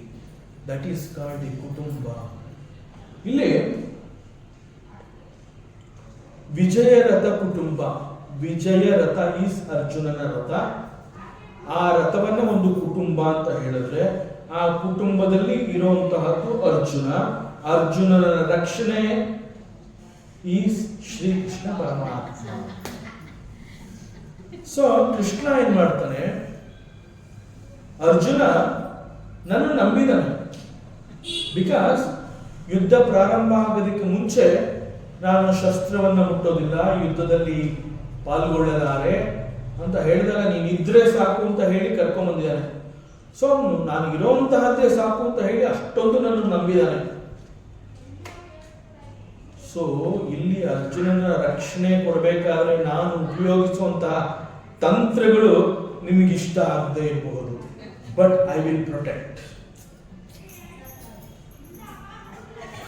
ಯಾಕೆ ಕೃಷ್ಣ ಹೀಗೆ ಮಾಡದ ನಾವು ಕೇಳ್ತೀವಲ್ಲ. ವಿಜಯ ರಥ. ಸೊ ಅರ್ಜುನನ ರಥದಲ್ಲಿ ಇದ್ದುಕೊಂಡು ಅರ್ಜುನನನ್ನ ರಕ್ಷಣೆ ಮಾಡುವಂತಹದ್ದು ಶ್ರೀಕೃಷ್ಣನ ಧರ್ಮ. ಆಗ ಕುಟುಂಬ ಅಂತ ಹೇಳಿದಾಗ ಯಜಮಾನ ಇಂತಹ ಒಂದು ಯೋಗಕ್ಷೇಮವನ್ನು ನೋಡ್ಕೋತಾನೆ ಅಂತಂದಾಗ ಅಲ್ಲೆಲ್ಲರೂ ಕ್ಷೇಮವಾಗಿರ್ತಾರೆ. ಯಾರು ಕೂಡ ಯೋಚನೆ ಮಾಡೋದಿಲ್ಲ ಯಜಮಾನ ಹೇಗೆ ತರ್ತಾನೆ, ಏನ್ ತರ್ತಾನೆ. ಬೆಳಗ್ಗೆ ಊಟ ಹಾಕ್ತಾನೆ, ಮಧ್ಯಾಹ್ನ ಊಟ ಹಾಕ್ತಾನೆ, ರಾತ್ರಿ ಊಟ ಹಾಕ್ತಾನೆ, ಬಟ್ಟೆ ಕೊಡಿಸ್ತಾನೆ. ಸೊ ಈ ಯಜಮಾನ ದಟ್ಸ್ ಆಲ್. ಈ ದೃಷ್ಟಿಯಲ್ಲಿ ವಿಜಯರಥ, ಆ ವಿಜಯರಥ ಅನ್ನುವಂತಹ ಕುಟುಂಬದಲ್ಲಿ ಒಬ್ಬನೇ ಒಬ್ಬ ಸದಸ್ಯ ಅಂತಂದ್ರೆ ಅರ್ಜುನ. ಅರ್ಜುನನ ರಕ್ಷಣೆ ಮಾಡುವಂತಹದ್ದು ನನ್ನ ಧರ್ಮ. ಸೊ ಐ ಆಮ್ ದಿ ಯಜಮಾನ ಹಿಯರ್.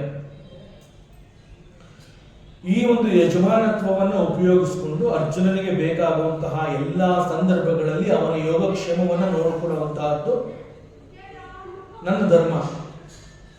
ಅರ್ಜುನನ ಯೋಗಕ್ಷೇಮಕ್ಕಾಗಿ ನಾನು ಹೆಣೆಯುವಂತಹ ತಂತ್ರ ಅನೇಕ ಸಂದರ್ಭಗಳಲ್ಲಿ ನಿಮಗೆ ಒಪ್ಪಿಗೆ ಆಗದೆ ಇರಬಹುದು.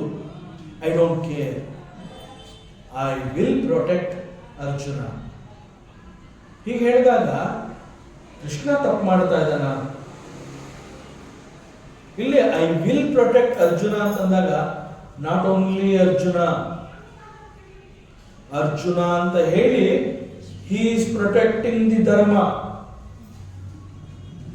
ಸೊ ಧರ್ಮವನ್ನ ಪ್ರೊಟೆಕ್ಟ್ ಮಾಡಬೇಕಾದ್ರೆ ಸಣ್ಣ ಪುಟ್ಟ ಅಂತಹ ಆ ಎಲ್ಲ ತಂತ್ರಗಳನ್ನ ನಾನು ಹೆಣೆಯಬಲ್ಲೆ. ಐ ವಿಲ್ ಡೂ, ಬಿಕಾಸ್ ಧರ್ಮ ಈಸ್ ಎವ್ರಿಥಿಂಗ್ ಫಾರ್ ಮೀ.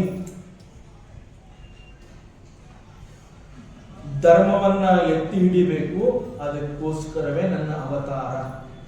ವಿಜಯರಥ ಕುಟುಂಬ. ಸೊ ಅರ್ಜುನ ರಥದಲ್ಲಿದ್ದು ಅವನ ಸಂಪೂರ್ಣ ಹೊಣೆಗಾರಿಕೆ, ಅರ್ಜುನನ ಕ್ಷೇಮ ಇವೆಲ್ಲವನ್ನ ನೋಡಿಕೊಳ್ಳುವಂತಹದ್ದು ಶ್ರೀಕೃಷ್ಣ. ಸೊ ದಟ್ ಈಸ್ ವಿಜಯರಥ ಕುಟುಂಬ. ಸೊ ಯುದ್ಧ ಭೂಮಿನಲ್ಲಿ ಅವನು ಅನೇಕ ತಂತ್ರಗಳನ್ನ ಉಪಯೋಗಿಸಿ ಸತತವಾಗಿ ಅರ್ಜುನನನ್ನ ಕಾಪಾಡ್ತಾ ಬರ್ತಾನೆ ಪರಮಾತ್ಮ. ಉಪಯೋಗಿಸಿದಂತಹ ತಂತ್ರಗಳು ಸರಿನೋ ತಪ್ಪು is not important. What is important is taking care of Arjuna is important. Taking care of Arjuna ಅಂತಂದ್ರೆ ಅರ್ಜುನನ ಮೂಲಕ ಧರ್ಮವನ್ನ ಎತ್ತಿ ಹಿಡಿಯುವಂತಹದ್ದು. ಸೊ ಅರ್ಜುನನ ಯೋಗಕ್ಷೇಮಕ್ಕಾಗಿ I can take any step. So ಪರಮಾತ್ಮನ ಈ ಒಂದು ಚಾಣಾಕ್ಷತನವನ್ನ ಅರಿತಂತಹ ಭೀಷ್ಮ ಹೇಳ್ತಾನೆ, ವಿಜಯರಥ ಕುಟುಂಬ. ಯಾವೆಲ್ಲ ಸಂದರ್ಭದಲ್ಲಿ ಶ್ರೀಕೃಷ್ಣ ಈ ಒಂದು ಯಜಮಾನತ್ವವನ್ನು ಮಾಡಿದ್ದಾನೆ, ಈ ವಿಜಯರಥ ಕುಟುಂಬ ಅಂತ ಹೇಳಿದಾಗ ಹೇಗೆಲ್ಲ ಕಾಪಾಡಿದ್ದಾನೆ ಎನ್ನುವಂತಹ ಒಂದು ಎರಡು ನಾವು ನೆನಪು ಮಾಡಿಕೊಂಡ್ರೆ, ಹೇಗೆ ಪರಮಾತ್ಮ ಒಬ್ಬ ಭಕ್ತನನ್ನ ರಕ್ಷಣೆ ಮಾಡಬೇಕು ಅಂತಂದಾಗ ಹೇಗೆ ಆ ಒಂದು ತನ್ನ ಲೆವೆಲ್ನ ಬಿಟ್ಟು ಕೆಳಗಡೆ ಇಳಿದು ಬಂದು ರಕ್ಷಣೆ ಮಾಡ್ತಾನೆ. That is why he is called ಭಕ್ತ ಪರಾಧೀನ.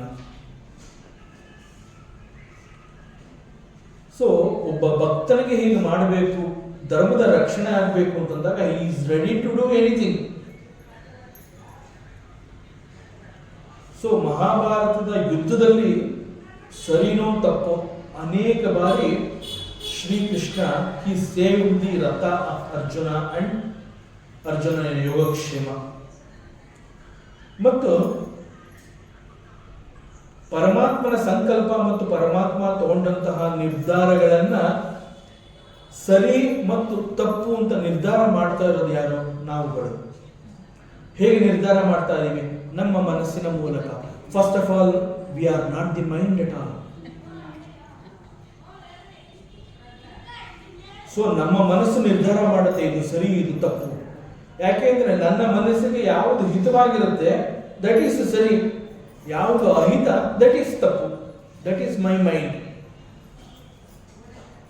But the lord Krishna he has decided to save Arjuna ಅಂತಂದಾಗ ಇಟ್ ಈಸ್ ಹಿಸ್ ಸಂಕಲ್ಪ. ಅದು ದೈವ ಸಂಕಲ್ಪ, ಪರಮಾತ್ಮನ ಸಂಕಲ್ಪವೇ ಆಗಿರುತ್ತೆ.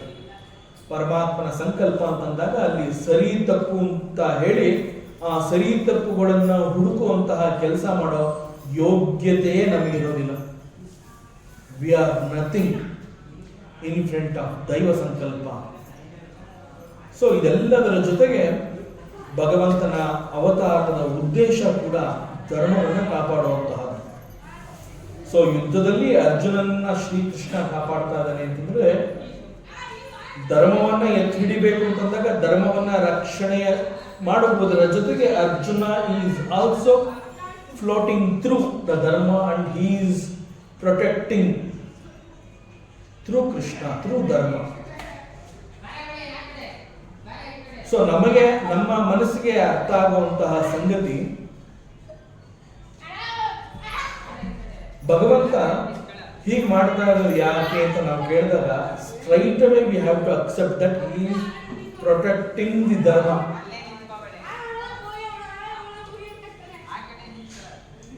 ಹೆಚ್ಚು ಸೂಕ್ಷ್ಮವಾದಂತಹ ವಿಚಾರ. ಇಂತಹ ವಿಚಾರಗಳು ಬಂದಾಗ ಹೆಚ್ಚು ಚಿಂತನೆಯನ್ನು ಮಾಡಬೇಕಾಗುತ್ತೆ. ಯಾಕೆಂದ್ರೆ ಇಲ್ಲಿ ಮಹಾಭಾರತ ಯುದ್ಧ ಅಂತ ಈ ಒಂದು ಪ್ರಸಂಗವನ್ನೇ ತಗೊಂಡಾಗ ಮಹಾಭಾರತದ ಯುದ್ಧ ಪ್ರಾರಂಭವಾಗುವಂತಹ ಕ್ಷಣಗಳ ಮುಂಚೆನೆ ಭಗವಂತ ಒಂದು ಮಾತನ್ನ ಕೊಟ್ಟಿರ್ತಾನೆ. ಆ ಮಾತು ಯಾರು ಕೊಟ್ಟಿರ್ತಾನೆ ಅಂತಂದ್ರೆ it is for the both Arjuna and Duryodhana. ಯಾಕೆಂತಂದ್ರೆ ಶ್ರೀಕೃಷ್ಣನ ಅಭಯವನ್ನ ಕೋರಿ ಇಬ್ರು ಬಂದಿರ್ತಾರೆ. ಆ ಜಾಗದಲ್ಲಿ ದುರ್ಯೋಧನ ಅವನು ಇರ್ತಾನೆ, ಅರ್ಜುನ ಕೂಡ ಇರ್ತಾನೆ. ಅವರಿಬ್ಬರ ಸಮ್ಮುಖದಲ್ಲಿ ಅವರಿಬ್ಬರಿಗೂ ಸೇರಿಸಿ ಒಂದು ಮಾತು ಹೇಳಿರ್ತಾನೆ, I will not fight, I will not use any weapons, I will not participate in the war. ಯಾವುದೇ ಸಂದರ್ಭ ಆಗಿರಲಿ, ಪರಿಸ್ಥಿತಿ ಎಂತಹದ್ದೇ ಆಗಿರಲಿ, ಯಾವುದೇ ಕ್ಷಣದಲ್ಲೂ ಕೂಡ ನಾನು ಶಸ್ತ್ರವನ್ನ ಕೈಗೆ ತಗೊಳ್ಳೋದಿಲ್ಲ, ನಾನು ಯುದ್ಧವನ್ನ ಮಾಡೋದಿಲ್ಲ. This is my stand, now you choose. ಒಂದು ಕಡೆ ನನ್ನ ನಾರಾಯಣಿ ಸೈನ್ಯ ಇದೆ, ಮತ್ತೊಂದು ಕಡೆ ಕೇವಲ ಯುದ್ಧವನ್ನೇ ಮಾಡದಂತಹ ನಾನು ಮಾತ್ರ ಇದ್ದೀನಿ. ನಾರಾಯಣಿ ಸೈನ್ಯ ಬೇಕು, ನಾನು ಬೇಕು, ನನ್ನನ್ನು ಆರಿಸ್ಕೊಂಡ್ರೆ ಯುದ್ಧ ಮಾಡೋದಿಲ್ಲ. ಸೊ ಹಿ ಹಸ್ ಡಿಕ್ಲೇರ್ಡ್, ಈ ಮಾತನ್ನ ಹೇಳಿ ಆಗಿರುತ್ತೆ. ಸೊ ಪರಮಾತ್ಮ ಶಸ್ತ್ರ ಹಿಡಿಯೋದಿಲ್ಲ, ಯುದ್ಧವನ್ನ ಮಾಡೋದಿಲ್ಲ ಅಂತಂದ ಮೇಲೆ ಶ್ರೀಕೃಷ್ಣನ ಸಹಕಾರ ನನಗೆ ಯಾಕೆ ಬೇಕು ಅನ್ನುವಂತಹದ್ದು ದುರ್ಯೋಧನನ ಯೋಚನೆ.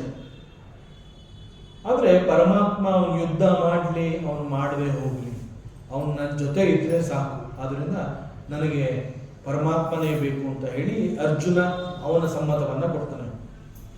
ಇಂತಹ ಮಾತು ಪರಮಾತ್ಮ ಕೊಟ್ಟಿರ್ತಾನೆ. ಅದರಂತೆ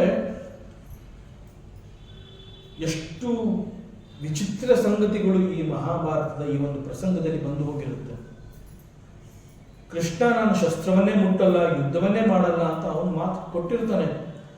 ಅಂತಹ ಪರಮಾತ್ಮನ ಕೈಯಲ್ಲಿ ಶಸ್ತ್ರವನ್ನ ಹಿಡಿಯುವಂತೆ ಮಾಡ್ತೀನಿ ಅಂತ ಭೀಷ್ಮದೇವ ಅವನು ಕೂಡ ಒಂದು ಪ್ರತಿಜ್ಞೆಯನ್ನು ಮಾಡ್ತಾನೆ.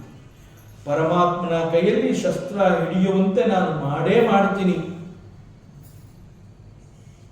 ಇದು ನನ್ನ ಮಾತು. ಇಲ್ಲ ಅಂತಂದ್ರೆ ಪಾಂಡವರನ್ನ ನಾನು ಇವತ್ತು ಯುದ್ಧದಲ್ಲಿ ನಾನು ಮುಗಿಸ್ತೀನಿ.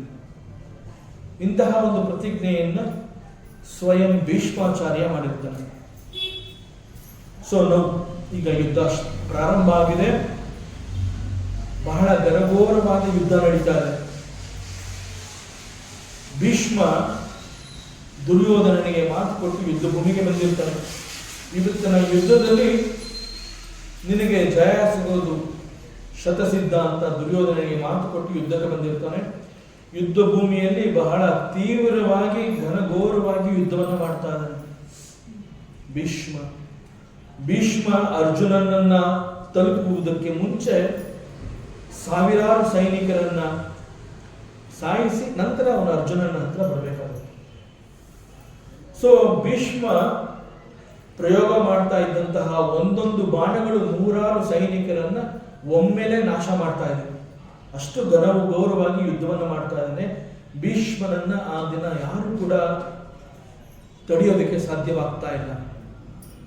ಸಾವಿರಾರು ಲಕ್ಷಾಂತರ ಸೈನಿಕರನ್ನ ಕೊಂದು ಭೀಷ್ಮ ಈಗ ಅರ್ಜುನನ ರಥದ ಮುಂದೆ ಬಂದಿದ್ದಾನೆ. ಅರ್ಜುನನ ರಥದಲ್ಲಿ ಶ್ರೀಕೃಷ್ಣ ಸಾರಥಿಯಾಗಿ ನಿಂತಿದ್ದಾನೆ.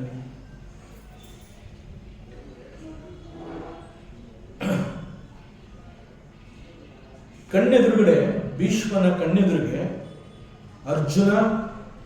ಅರ್ಜುನನ ರಥದ ಮುಂಭಾಗದಲ್ಲಿ ಪರಮಾತ್ಮ ಶ್ರೀಕೃಷ್ಣ ಸಾರಥಿ. ಶ್ರೀಕೃಷ್ಣನನ್ನ ನೋಡಿದ ಕೂಡಲೇ ಭೀಷ್ಮನ ಆವೇಶ ಮತ್ತಷ್ಟು ಪ್ರಬಲವಾಗಿ ಹೋಗುತ್ತೆ. ಬಿಕಾಸ್ ಸಾಕ್ಷಾತ್ ಪರಮಾತ್ಮ ಭೀಷ್ಮನನ್ನ ಕೇಳಿರ್ತಾರೆ, ನಾನು ನಿನ್ನ ವೀರ ರಸವನ್ನು ಯುದ್ಧದಲ್ಲಿ ನೋಡಬೇಕು, ನನ್ನ ಕಣ್ಣಿಗೆ ಕಾಣುವಂತೆ ನಿನ್ನ ಒಂದು ಶೌರ್ಯವನ್ನ ನೀನು ನನಗೆ ತೋರಿಸ್ಬೇಕು ಅಂತ ಸಾಕ್ಷಾತ್ ಕೃಷ್ಣ ಅಪೇಕ್ಷೆ ಪಟ್ಟಿರ್ತಾನೆ. Now that time has come. ಒಂದು, ಭಗವಂತ ನನ್ನ ಎದುರುಗಡೆ ಇದ್ದಾನೆ, ಅವನು ನನ್ನ ವೀರ ರಸವನ್ನು ನೋಡೋದಕ್ಕೆ ಕಾಯ್ಕೊಂಡಿದ್ದಾನೆ. ನಂಬರ್ 1. ನಂಬರ್ 2, ದುರ್ಯೋಧನನಿಗೆ ಇಂದು ನಾನು ಮಾತು ಕೊಟ್ಟಿದ್ದೀನಿ, ಇವತ್ತು ಯುದ್ಧದಲ್ಲಿ ನಾನು ಪಾಂಡವರನ್ನ ಹತ ಮಾಡ್ತೀನಿ, ನೂರಾರು ಸೈನಿಕರನ್ನ ಸಾಯಿಸ್ತೀನಿ, ಇವತ್ತಿನ ಯುದ್ಧ ನಿನಗೆ ವಿಜಯಮಾಲೆಯಾಗಿ ಸಿಗತ್ತೆ. ಸೊ ಈ ಎಲ್ಲ ವಿಚಾರಗಳು ಭೀಷ್ಮನ ಮನಸ್ಸಿನಲ್ಲಿ ಇರುತ್ತೆ. ಸೊ ರಥದ ಮುಂಭಾಗಕ್ಕೆ ಅರ್ಜುನನ ಸಮೀಪ ಬಂದಿರ್ತಾನೆ. ರಥದಲ್ಲಿ ಅರ್ಜುನನ ರಥದ ಸಾರಥ್ಯವನ್ನು ವಹಿಸಿರುವಂತಹ ಕೃಷ್ಣನನ್ನ ನೋಡಿದ ಕೂಡಲೇ ಭೀಷ್ಮನ ಉತ್ಸಾಹ ಹೆಚ್ಚು ಮತ್ತಷ್ಟು ಪ್ರಬಲವಾಗಿ ಬರುತ್ತೆ. ಭೀಷ್ಮನ ಬಾಣಗಳಿಗೆ ಉತ್ತರವನ್ನ ಕೊಡೋದಕ್ಕಾಗಲಿ, ಅವನ ಬಾಣಗಳಿಂದ ತಪ್ಪಿಸ್ಕೊಂಡ್ರೆ ಸಾಕು ಅನ್ನುವಂತಹ ಪರಿಸ್ಥಿತಿಯಲ್ಲಿ ನಿರ್ಮಾಣ ಆಗಿರುತ್ತೆ. Arjuna was not able to do anything. ಪ್ರತಿರೋಧವನ್ನೇ ಒಡ್ಡಲಾಗದಂತಹ ಪರಿಸ್ಥಿತಿಗೆ ಅರ್ಜುನ ಬಂದು ಕೂತಿರ್ತಾನೆ. ಭೀಷ್ಮನ ಈ ಒಂದು ಪ್ರತಾಪವನ್ನ ಕಂಡು ಅರ್ಜುನ ರಥದಲ್ಲಿ ಕುಳಿತು ನಡುಗಿ ಬೆವರುತ್ತಾ ಇದ್ದಾನೆ. ಅರ್ಜುನ ನಡುಗಿ ಬೆವರುತ್ತಾ ಇರುವಂತಹದ್ದು ಶ್ರೀಕೃಷ್ಣ ಇನ್ನೂ ಕಂಡಿಲ್ಲ. ಅರ್ಜುನನ ಮುಂಭಾಗದಲ್ಲಿ ಭೀಷ್ಮ ಶ್ರೀಕೃಷ್ಣ ಸಾರಥಿಯಾಗಿ ಕುಳಿತಿದ್ದಾನೆ. ಭೀಷ್ಮನ ಬಾಣವನ್ನ ಶ್ರೀಕೃಷ್ಣ ನೋಡ್ತಾ ಇದ್ದಾನೆ. ಭೀಷ್ಮ ಪ್ರಯೋಗ ಮಾಡಿದಂತಹ ಬಾಣಗಳು ಅರ್ಜುನನ ಬಳಿಗೆ ಬಂದಾಗ ಅರ್ಜುನನಿಗೆ ಅದು ತಾಕಬಾರದು ಅಂತ ಹೇಳಿ ಶ್ರೀಕೃಷ್ಣ ಅವುಗಳನ್ನು ತನ್ನ ಮೇಲೆ ಎಳಗೋತಾ ಇದ್ದಾನೆ. ಈ ಒಂದು ಪರಿಸ್ಥಿತಿಯನ್ನ ಅವಲೋಕಿಸುವ ಕಾರಣದಿಂದ ಪರಮಾತ್ಮ ಶ್ರೀಕೃಷ್ಣ ತಾನು ಕುಳಿತ ಜಾಗದಿಂದ ಹಿಂಭಾಗಕ್ಕೆ ಅರ್ಜುನನನ್ನ ನೋಡ್ತಾನೆ.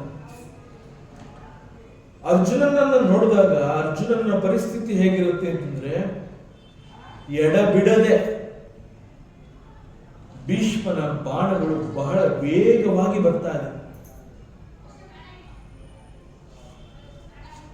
ಯಾವ ರೀತಿಯ ಬಾಣಗಳು? ಈಗಾಗಲೇ ನಾನು ಹೇಳ್ತೇನೆ, ವಿಶಿಕ ಅಂತ ಹೇಳಿರ್ತೇನೆ, ವೆರಿ ಶಾರ್ಪ್ ಆರೋಸ್. ಕೃಷ್ಣ, ನಾನು ಮಾಮೂಲಿ ಬಾಣ ಬಿಡ್ತಾ ಇಲ್ಲ, I am using the very sharpest ಬಾಣಗಳ ಪ್ರಯೋಗವನ್ನು ಮಾಡ್ತಾ ಇದ್ದೀನಿ. ಹಿಂತಿರುಗಿ ನೋಡಿದಾಗ ಭೀಷ್ಮನಿಂದ ಬರ್ತಾ ಇರುವಂತಹ ಬಾಣಗಳ ವೇಗವನ್ನ ಸಹಿಸಲಾಗದೆ, ತಡೆಯಲಾಗದೆ ಅರ್ಜುನ ಕೈ ಕೊಟ್ಟಿ ಕುಳಿತು ಬೆವರಿ ನಡುತ್ತಾ ಇದ್ದಾನೆ. ಮುಖದಲ್ಲಿ ಬಂದಂತಹ ಬೆವರನ್ನ ತನ್ನ ಶಲ್ಯದಿಂದ ಒರೆಸ್ಕೋತಾ ಇದ್ದಾನೆ. ಯಾವಾಗ ಪರಮಾತ್ಮ ಶ್ರೀಕೃಷ್ಣ ತನ್ನ ಪರಮಭಕ್ತ, ತನ್ನ ಸಖ ಅರ್ಜುನ ಭೀಷ್ಮನ ಬಾಣಗಳಿಗೆ ಹೆದರಿ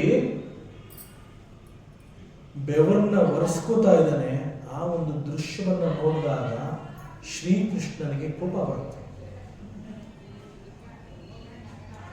ಅರ್ಜುನನ ಇಂತಹ ಒಂದು ಹೀನಾಯ ಸ್ಥಿತಿಯನ್ನು ಕಂಡು ಒಮ್ಮೆಲೆ ಶ್ರೀಕೃಷ್ಣನಿಗೆ ಅರ್ಜುನನ ಮೇಲೆ ಮರುಕ ಹಾಗೂ ಭೀಷ್ಮನ ಮೇಲೆ ಅಸಾಧ್ಯವಾದ ಕೋಪ ಉಂಟಾಗುತ್ತೆ.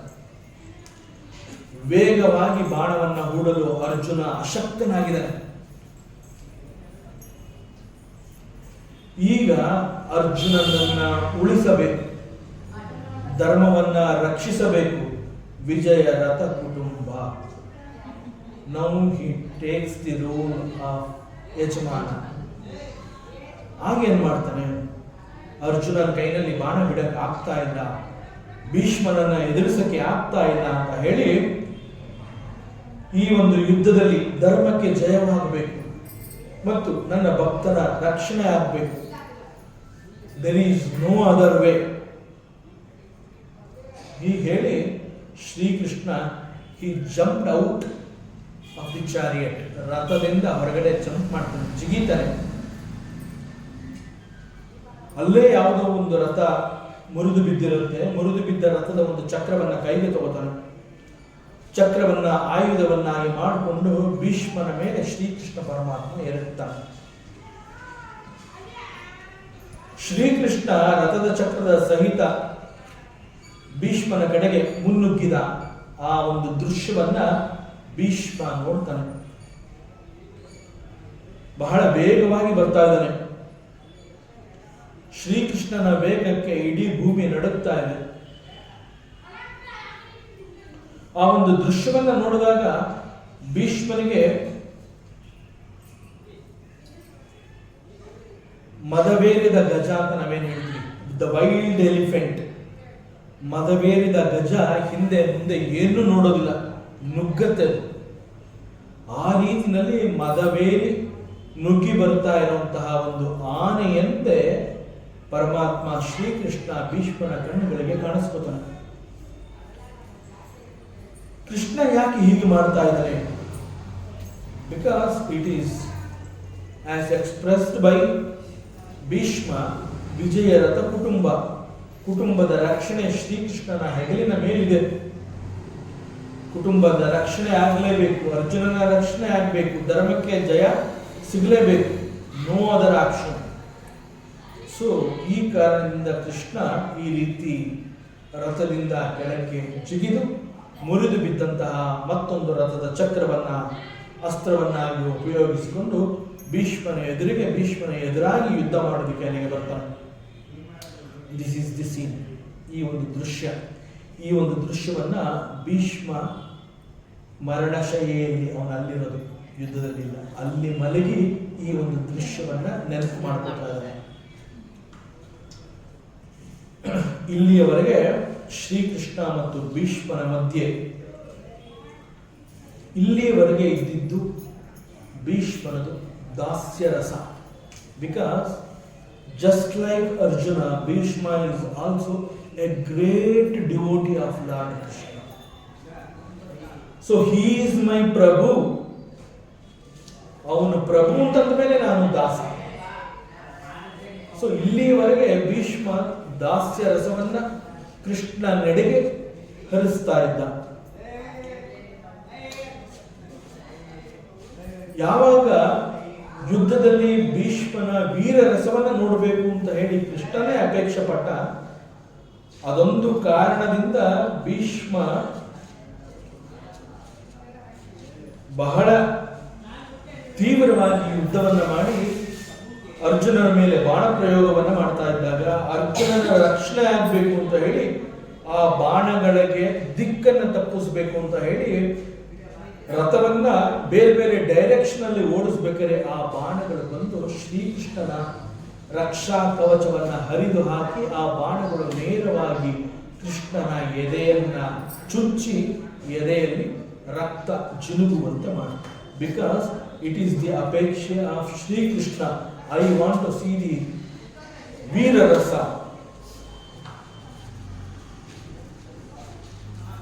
And again this is a leela of Bhagavanta. ಭಗವಂತನ ಒಂದು ಮಹಿಮೆ ಲೀಲೆ. ಅದಕ್ಕೆ ಭಗವಂತನ ಲೀಲೆಗೆ ನಮ್ಗೆ ಯಾಕೆ ಅರ್ಥ ಆಗೋದಿಲ್ಲ ಅಂತಂದ್ರೆ ಕ್ವಶನ್ಸ್ ಬರುತ್ತೆ.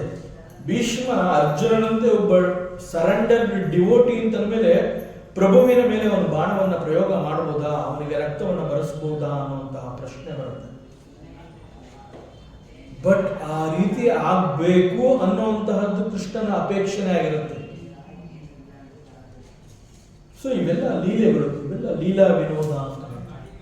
ಇಲ್ಲಿ ಮುಖ್ಯವಾಗಿ ನಾವು ಗಮನಿಸಬೇಕಾಗಿರುವಂತಹದ್ದು ಈ ಒಂದು ಭೀಷ್ಮನ ಸ್ತುತಿ. ಆ ಭೀಷ್ಮನ ಸ್ತುತಿಯಲ್ಲಿ ಭೀಷ್ಮನ ಕಾರಣದಿಂದ ಪರಮಾತ್ಮ ತನ್ನ ಮಾತಿನಂತೆ ನಡ್ಕೊಳ್ಳೋಕ್ಕಾಗಲಿಲ್ಲ, ನಾನು ಯುದ್ಧವನ್ನ ಮಾಡೋದಿಲ್ಲ, ಶಸ್ತ್ರವನ್ನ ಕೈನಲ್ಲಿ ಹಿಡಿಯೋದಿಲ್ಲ ಅಂತ ಹೇಳಿದಂತಹ ಭಗವಂತ ಮಾತು ತಪ್ಪಿದವನಂತೆ ಆಗಬೇಕು ಅನ್ನುವಂತಹ ಒಂದು ಲೀಲಾ ಪ್ರಸಂಗ ಜರುಗಬೇಕಿರುತ್ತೆ. So he creates the situation. ಇಂತಹ ಸಿಚುಯೇಷನ್ಸ್ ನ ಕ್ರಿಯೇಟ್ ಮಾಡಿ ಅಲ್ಲಿ ಲೀಲೆಯನ್ನು ತೋರಿಸ್ತಾ ಇದ್ದಾನೆ. ತಾನು ಕೊಟ್ಟ ಮಾತನ್ನ ಮೀರಿ ಕೈಯಲ್ಲಿ ಶಸ್ತ್ರವನ್ನ ಹಿಡಿದು ಯುದ್ಧ ಮಾಡೋದಕ್ಕೆ ಕೃಷ್ಣ ರೆಡಿಯಾಗಿ ಬಂದಿದ್ದಾನೆ. ನಾನು ದುರ್ಯೋಧನಿಗೆ ಮಾತು ಕೊಟ್ಟಿದ್ದೆ, ನಾನು ಇವತ್ತು ಪಾಂಡವರನ್ನ ನಾನು ಕೊಲ್ತೀನಿ, ಇಲ್ಲ ಅಂತಂದ್ರೆ ಪರಮಾತ್ಮ ತನ್ನ ಮಾತನ್ನ ಮೀರಿ ಶಸ್ತ್ರವನ್ನ ಕೈಯಲ್ಲಿ ಹಿಡಿಯುವಂತೆ ನಾನು ಮಾಡ್ತೀನಿ. ಸೊ ಭಗವಂತ ಇಲ್ಲಿ ಲೀಲೆಯ ಮೂಲಕ ಮಾತು ತಪ್ಪಿದವನಂತೆ ಮಾಡಿ ಅರ್ಜುನನ ರಕ್ಷಣೆಯನ್ನ ಮಾಡಿ ಧರ್ಮವನ್ನ ಎತ್ತಿ ಹಿಡಿಯೋದಕ್ಕೋಸ್ಕರವಾಗಿ ಆ ರಥದಿಂದ ಜಿಗಿದು ಮುರಿದು ಬಿದ್ದ ರಥದ ಚಕ್ರವನ್ನ ಕೈಯಲ್ಲಿ ಹಿಡಿದು ಕೃಷ್ಣ ಮಾತು ಮುರಿದ ಅಂತ ಒಂದು ಪ್ರಸಂಗ. It is a leela. It has to happen. ಪರಮಾತ್ಮನೇ ಹೇಳಿದ ಪ್ರಕಾರ ಶಸ್ತ್ರವನ್ನ ಮುಟ್ಟೋದಿಲ್ಲ, ಯುದ್ಧವನ್ನ ಮಾಡೋದಿಲ್ಲ. ಬಟ್ ಈಗ ಭೀಷ್ಮ ಈ ಎರಡೂ ಕೆಲಸಗಳನ್ನ ಪರಮಾತ್ಮನಿಂದ ಮಾಡಿಸಿದ್ದಾನೆ. But again it is leela because Krishna wanted to see the veerarasa of Bhishma and ಭೀಷ್ಮನ ಪ್ರತಿಜ್ಞೆ ನೆರವೇರಬೇಕು. ಯಾಕೆ ಅಂತಂದ್ರೆ Bhishma is also a surrender devotee like Arjuna. ಅರ್ಜುನನ ಮಾತ್ರ ರಕ್ಷಣೆ ನಂದಲ್ಲ, ಭೀಷ್ಮ ನನ್ನ ಮೇಲೆ ನಂಬಿ ಇಂತಹ ಪ್ರತಿಜ್ಞೆಯನ್ನ ತಗೊಂಡಿದ್ದಾನೆ. ಪರಮಾತ್ಮನ ಕೈಯಲ್ಲಿ ಶಸ್ತ್ರವನ್ನು ಹಿಡಿಯುವಂತೆ ನಾನು ಮಾಡ್ತೀನಿ ಅಂತ ಹೇಳಿ ಅವನು ಪ್ರತಿಜ್ಞೆ ತಗೊಂಡಿದ್ದಾನೆ. ಈಗ ನಾನು ಆ ಪ್ರತಿಜ್ಞೆ ಹಿಡಿದ ಹೋದ್ರೆ ಭೀಷ್ಮ ಏನ್ ಅನ್ಕೊಂಡಿದ್ದ ಅವನ ಮಾತನ್ನ ನಾನು ನಡೆಸ್ಕೊಡಕ್ಕಾಗಲಿಲ್ಲ ಅಂತ ಅನ್ಸ್ಕೋಬೇಕಾಗುತ್ತೆ. ಸೊ ಭಕ್ತ ಕೇಳಿರುವಂತಹ ಎಲ್ಲವನ್ನ ನಾನು ಕೊಡಬೇಕು. ಭಕ್ತ ಕೇಳಿರೋದು ಕೊಡದೆ ಹೋದ್ರೆ ನಾನು ಹೇಗೆ ಭಗವಂತ ಆಗ್ತೀನಿ? ಭಗ ಮೀನ್ಸ್ ಟು ಗಿವ್. ಭಗವಂತ ಅಂತಂದ್ರೆ the very meaning of Bhagavanta is bhaga ಅಂತಂದ್ರೆ ಕೊಡುವಂತಹದ್ದು. ಯಾವುದನ್ನು ಕೊಡ್ತಾನೆ? ಬಂತ ಅಂತಂದ್ರೆ ಹೊಂದಿರುವಂತಹದ್ದು. ಭಗವಂತನಲ್ಲಿ ಎಲ್ಲವೂ ಇದೆ, ನಿನಗೇನ್ ಬೇಕು ಅದನ್ನ ನಾನು ಕೊಡ್ತೀನಿ. ದಟ್ ಈಸ್ ಭಗವಂತ. ಸೊ ಭೀಷ್ಮ ಕೇಳಿದಾನೆ, ಅವನ ಪ್ರತಿಜ್ಞೆ ನೆರವೇರಬೇಕು. ಸೊ ಅವನ ಪ್ರತಿಜ್ಞೆ ನೆರವೇರುವ ಮೂಲಕ ಅವನಿಗೆ ಬೇಕಾಗಿರೋದನ್ನ ಕೊಡ್ತೀನಿ. ಅರ್ಜುನನ ರಕ್ಷಣೆ ಆಗತ್ತೆ, ಧರ್ಮದ ರಕ್ಷಣೆ ಆಗತ್ತೆ, ಮಾತು ಮುರಿದ ಅಂತ ಆಗತ್ತೆ ತಾನೆ. It is a Leela, let it happen. But ಈ ಒಂದು ಸಮಯದಲ್ಲಿ ರಥದ ಚಕ್ರವನ್ನ ಅಸ್ತ್ರವನ್ನಾಗಿ ಕೈನಲ್ಲಿ ಹಿಡಿದು ಮದವೇರಿದ ಗಜದಂತೆ ಭೀಷ್ಮನ ಬಳಿಗೆ ಶ್ರೀಕೃಷ್ಣ ಮುನ್ನುಗ್ಗಿದಾಗ ಭೀಷ್ಮನಿಗೆ ಸ್ವಲ್ಪವೂ ಹೆದರಿಕೆ ಆಗಲಿಲ್ಲ, ಅಂಜಿಕೆ ಆಗಲೇ ಇಲ್ಲ. ಅವನೇನು ಮಾಡ್ದ ಅಂತಂದ್ರೆ ಕಣ್ಣುಗಳಲ್ಲಿ ಶ್ರೀಕೃಷ್ಣನ ಸೌಂದರ್ಯವನ್ನ ಹೀರಿಕೊಳ್ಳೋದಕ್ಕೆ ಪ್ರಾರಂಭ ಮಾಡೋದು ಭೀಷ್ಮ. ಇದು ಯುದ್ಧ ಭೂಮಿ, ಇಲ್ಲಿ ನಡೀತಾ ಇರುವಂತಹದ್ದು ಯುದ್ಧ. ಕೃಷ್ಣನಿಗೆ ಕೋಪ ಬಂದಿದೆ, ಅಸ್ತ್ರವನ್ನೇ ಮುಟ್ಟೋದಿಲ್ಲ ಅಂತ ಹೇಳಿ ಈಗ ಅಸ್ತ್ರವನ್ನ ಕೈನಲ್ಲಿ ಹಿಡಿದು ನನ್ನ ಮೇಲೆ ನೇರವಾಗಿ ನನಗೆ ಪ್ರಹಾರ ಮಾಡೋದಕ್ಕೆ ಬರ್ತಾ ಇದ್ದಾನೆ ಅನ್ನುವಂತಹ ಹೆದರಿಕೆ ಭೀಷ್ಮನಿಗೆ ಆಗಲೇ ಇಲ್ಲ. ರಥದಿಂದ ಜಿಗಿದು ಮುರಿದ ಚಕ್ರವನ್ನ ಕೈಲಿ ಹಿಡಿದು ಮದ ಗಜದಂತೆ ನುಗ್ಗಿ ಬರಬೇಕಾದ್ರೆ ಶ್ರೀಕೃಷ್ಣನ ಹೆಗಲಿನ ಮೇಲಿದ್ದಂತಹ ಉತ್ತರಿ ಎನ್ನುವಂತಹದ್ದು ಜಾರಿ ಬೀಳ್ತಾ ಇದೆ. ಜಾರಿ ಬೀಳ್ತಾ ಇದ್ದಾಗ ಶ್ರೀಕೃಷ್ಣ ಎಷ್ಟು ಬ್ಯೂಟಿಫುಲ್ ಆಗಿ ಕಾಣಿಸ್ತಾ ಇದೆ. ಇದೇ ಕೃಷ್ಣ ವೀರ ರಸವನ್ನ ನೋಡ್ಬೇಕು ಅಂತ ಹೇಳಿದಾಗ ಅರ್ಜುನನಿಗೆ ಬಿಟ್ಟ ಬಾಣಗಳು ದಿಕ್ಕನ್ನ ತಪ್ಪಿಸಿದ್ರಿಂದ ಶ್ರೀಕೃಷ್ಣನ ರಕ್ಷಾ ಕವಚವನ್ನೇ ಹಾರಿ ಹೋಗಿ ಅವನ ಎದೆಯನ್ನೇ ನಾಟಿ ಎದೆಯಿಂದ ರಕ್ತ ಚಿಮ್ಮುವಂತೆ ಮಾಡಿ ರಕ್ತ ಸುರಿಸ್ಕೊತಾ ಇರುವಂತಹ Krishna is looking beautiful. That is the ವರ್ಣನೆ. ದಟ್ ಮೀನ್ಸ್ ಬಿಟ್ವೀನ್ ಪ್ರಭು ಅಂತ ಒಬ್ಬನ ಒಪ್ಕೊಂಡಾಗ ದಾಸನಾದವನಿಗೆ ಪ್ರಭು ಮೀನ್ಸ್ ಅವನು ಹೇಗೆ ಇರಲಿ, ಹಿ ಇಸ್ ಮೈ ಪ್ರಭು.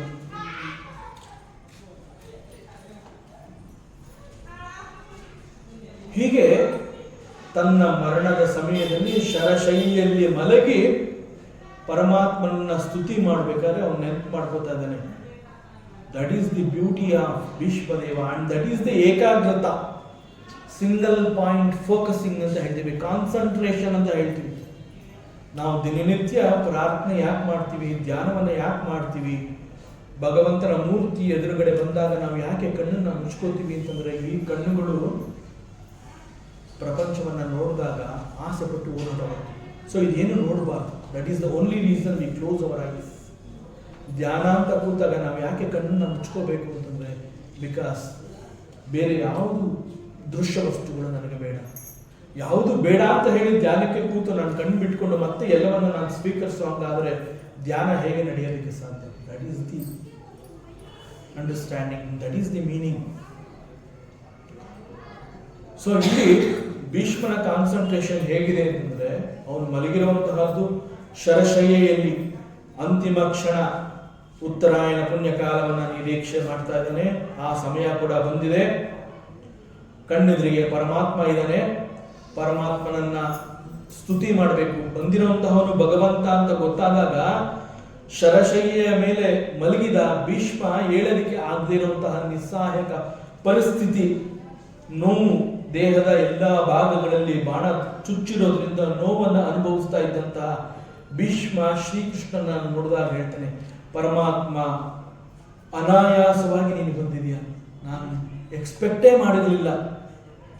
ಈ ನನ್ನ ಅಂತಿಮ ಕ್ಷಣದಲ್ಲಿ ನನಗೆ ನೀನು ದರ್ಶನವನ್ನು ಕೊಡೋಕೆ ನೀನು ಬಂದಿದೆಯಾ, ನೀನು ಬಂದಿದೆಯಾ ಅಂತ ಹೇಳಿ ನಿನ್ನನ್ನು ಸ್ವಾಗತ ಮಾಡಬೇಕು ಅಂತ ನಾನು ಇಳಿದು ಬಂದು ನಿನ್ನ ಪಾದ ಪೂಜೆ ಮಾಡಬೇಕು, ನಿನ್ನ ಪಾದಗಳನ್ನು ತೊಳಿಬೇಕು ಅಂತಂದ್ರೆ ಆಗ್ತಾ ಇಲ್ಲ. ಮಲಗಿ ನಿತ್ರಾಣನಾಗಿ ಶರಶಯ್ಯೆಯ ಮೇಲೆ ಮಲಗಿದ್ದೀನಿ, ನನ್ನಲ್ಲಿ ಶಕ್ತಿನೇ ಇಲ್ಲ ಅಂತ ಹೇಳಿ ಕೇವಲ ಕಣ್ಣೀರನ್ನು ಸುರಿಸಿ ಕಣ್ಣುಗಳಲ್ಲಿ ತನ್ನ ಇಂಗಿತವನ್ನ ವ್ಯಕ್ತಪಡಿಸಿದಾಗ ಪರಮಾತ್ಮ ಅವನಿಗೆ ಅನುಗ್ರಹ ಮಾಡಿದಾಗ ಶಕ್ತಿ ಮತ್ತು ಉತ್ಸಾಹ ಅವನಲ್ಲಿ ಹೇಗೆ ಬಂತು ಅಂತಂದ್ರೆ ಪರಮಾತ್ಮನನ್ನ ನಿರಂತರವಾಗಿ ಸ್ತುತಿ ಮಾಡ್ತಾ ಬಂದಿದ್ದಾನೆ. That is the Karunya of ಭಗವಂತ.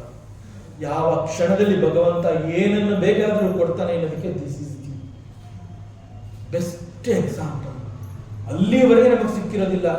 ಇನ್ಯಾವಾಗ ಅಂತ ನಾವು ನಮ್ಮ ಬೇಡಿಕೆಯನ್ನು ಇಟ್ಕೊಂಡು ಪ್ರತಿನಿತ್ಯ ಕೇಳ್ಕೊತಾನೆ ಇರ್ತೀವಿ. ಆ ಟೈಮ್ ಬರೋವರೆಗೂ ಎಲ್ಲ ಹಿಂಸೆಯನ್ನು ನಾವು ಅನುಭವಿಸಿರ್ತೀವಿ. ಅದು ಬಂದಾಗ ಇಷ್ಟು ಹಿಂಸೆ ನನ್ನನ್ನು ಕಾಡಿತ್ತ ಅನ್ನುವ ನೆನಪೇ ಬಾರದಂತೆ ಎಲ್ಲವನ್ನ ಕೊಟ್ಟು ಹೋಗ್ತಾನೆ ಭಗವಂತ. ಆ ರೀತಿಯಲ್ಲಿ ಭೀಷ್ಮ ಶ್ರೀಕೃಷ್ಣನಿಂದ ಅನುಗ್ರಹಿತನಾದ ನಂತರದಲ್ಲಿ ಪರಮಾತ್ಮನನ್ನ ಕುರಿತು ಸ್ತುತಿ ಮಾಡ್ತಾ ಇದ್ದಾನೆ. ಅವನ ಸ್ತುತಿಯಲ್ಲಿ ಪರಮಾತ್ಮ ಹಿ ಇಸ್ ಮೈ ಪ್ರಭು. ಉತ್ತರಿ ಅವನ ದೇಹದಿಂದ ಜಾರಿ ಬೀಳ್ತಾ ಇರುವಾಗಲೂ ಅವನು ಸುಂದರವಾಗಿ ಕಾಣ್ತಾನೆ. ತಾನೇ ಬಿಟ್ಟಂತಹ ಬಾಣಗಳಿಂದ ಶ್ರೀಕೃಷ್ಣನ ರಕ್ಷಾ ಕವಚ ಹರಿದು ರಕ್ತ ಸುರಿತಾ ಇದ್ರು. He is looking beautiful. ರಥದ ಚಕ್ರವನ್ನ ಎತ್ಕೊಂಡು ಅಸ್ತ್ರವನ್ನಾಗಿ ಮಾತು ತಪ್ಪಿದವರಂತೆ ಮದ ಗಜದಂತೆ ಮುನ್ನುಗ್ಗಿ ಬರ್ತಾ ಇರುವಾಗಲೂ ಕೂಡ ಹೆದರಿಕೆ ಆಗದೆ ಕೃಷ್ಣನ ಸೌಂದರ್ಯವನ್ನ ಕಣ್ಣಿನಲ್ಲಿ ತುಂಬಿಕೊಂಡಿದ್ದನ್ನು ಪರಮಾತ್ಮನನ್ನು ಸ್ತುತಿ ಮಾಡ್ತಾ ಇದ್ದಾರೆ. ಈ ರೀತಿ ಕೃಷ್ಣನನ್ನು ನೋಡಿದ ಭೀಷ್ಮ ದೇವನಿಗೆ ಆಗಲೂ ಕೂಡ ಅವನ ಕಣ್ಣುಗಳು ಶ್ರೀಕೃಷ್ಣನ ಸೌಂದರ್ಯವನ್ನು ಸೆರೆ ಹಿಡಿತಾ ಇದೆ, ಬೇರೆ ಇನ್ನೇನು ಮಾಡ್ತಾ ಇಲ್ಲ. ಇದರ ಅರ್ಥ ಹೀ ಈಸ್ ಮೈ ಪ್ರಭು. ಶ್ರೀಕೃಷ್ಣ ಹೇಗೆ ಇದ್ರು ಅವನು ಭೀಷ್ಮನಿಗೆ ಬಹಳ ಸುಂದರವಾಗಿ ಕಾಣಿಸ್ತಾ ಇದ್ದಾನೆ. ಸೊ ಜಾರಿ ಬಿದ್ದಂತಹ ಪರಮಾತ್ಮನ ಉತ್ತರಿ ದೇಹದಲ್ಲಿ ಗಾಯವಾಗಿ ರಕ್ತ ಸುರಿತಾ ಇದ್ರು ಶ್ರೀಕೃಷ್ಣ ಅವನಿಗೆ ಬಹಳ ಸುಂದರವಾಗಿ ಕಾಣ್ತಾ ಇದ್ದಾನೆ. ಅದನ್ನ ಈಗ ತನ್ನ ಮರಣದ ಸಮಯದಲ್ಲಿ ನೆನಪು ಮಾಡಿಕೊಂಡು ಪರಮಾತ್ಮನನ್ನ ಸ್ತುತಿ ಮಾಡ್ತಾ ಇದ್ದಾನೆ. ಮತ್ತು ಈ ಸಮಯದಲ್ಲಿ ನಮಗೆ ಅರ್ಥ ಆಗುವಂತಹದ್ದು ಪರಮಾತ್ಮ ಶ್ರೀಕೃಷ್ಣ ಅರ್ಥವಾಗದೇ ಇರುವಂತಹದ್ದು, ಪರಮಾತ್ಮ ಶ್ರೀಕೃಷ್ಣ ತನ್ನ ಮಾತಿನಂತೆ ಯಾಕೆ ನಡೀಲಿಲ್ಲ. ಆದರೆ ಭಗವಂತ ಅಂತಂದಾಗ ಹಿ ಈಸ್ ಭಕ್ತ ಪರಾಧೀನ. ಒಬ್ಬ ಡಿವೋಟಿಯ ಆಸೆ ಅದು ಏನೇ ಆಗಿದ್ರೂ ಕೂಡ ಅದನ್ನ ನೆರವೇರಿಸಿಕೊಡ್ಬೇಕು. So here Bhishma is a great devotee. ಭೀಷ್ಮನ ಸಂಕಲ್ಪವನ್ನ, ಅವನ ಪ್ರತಿಜ್ಞೆಯನ್ನ ನಾನು ನೆರವೇರಿಸಿಕೊಡ್ಬೇಕು.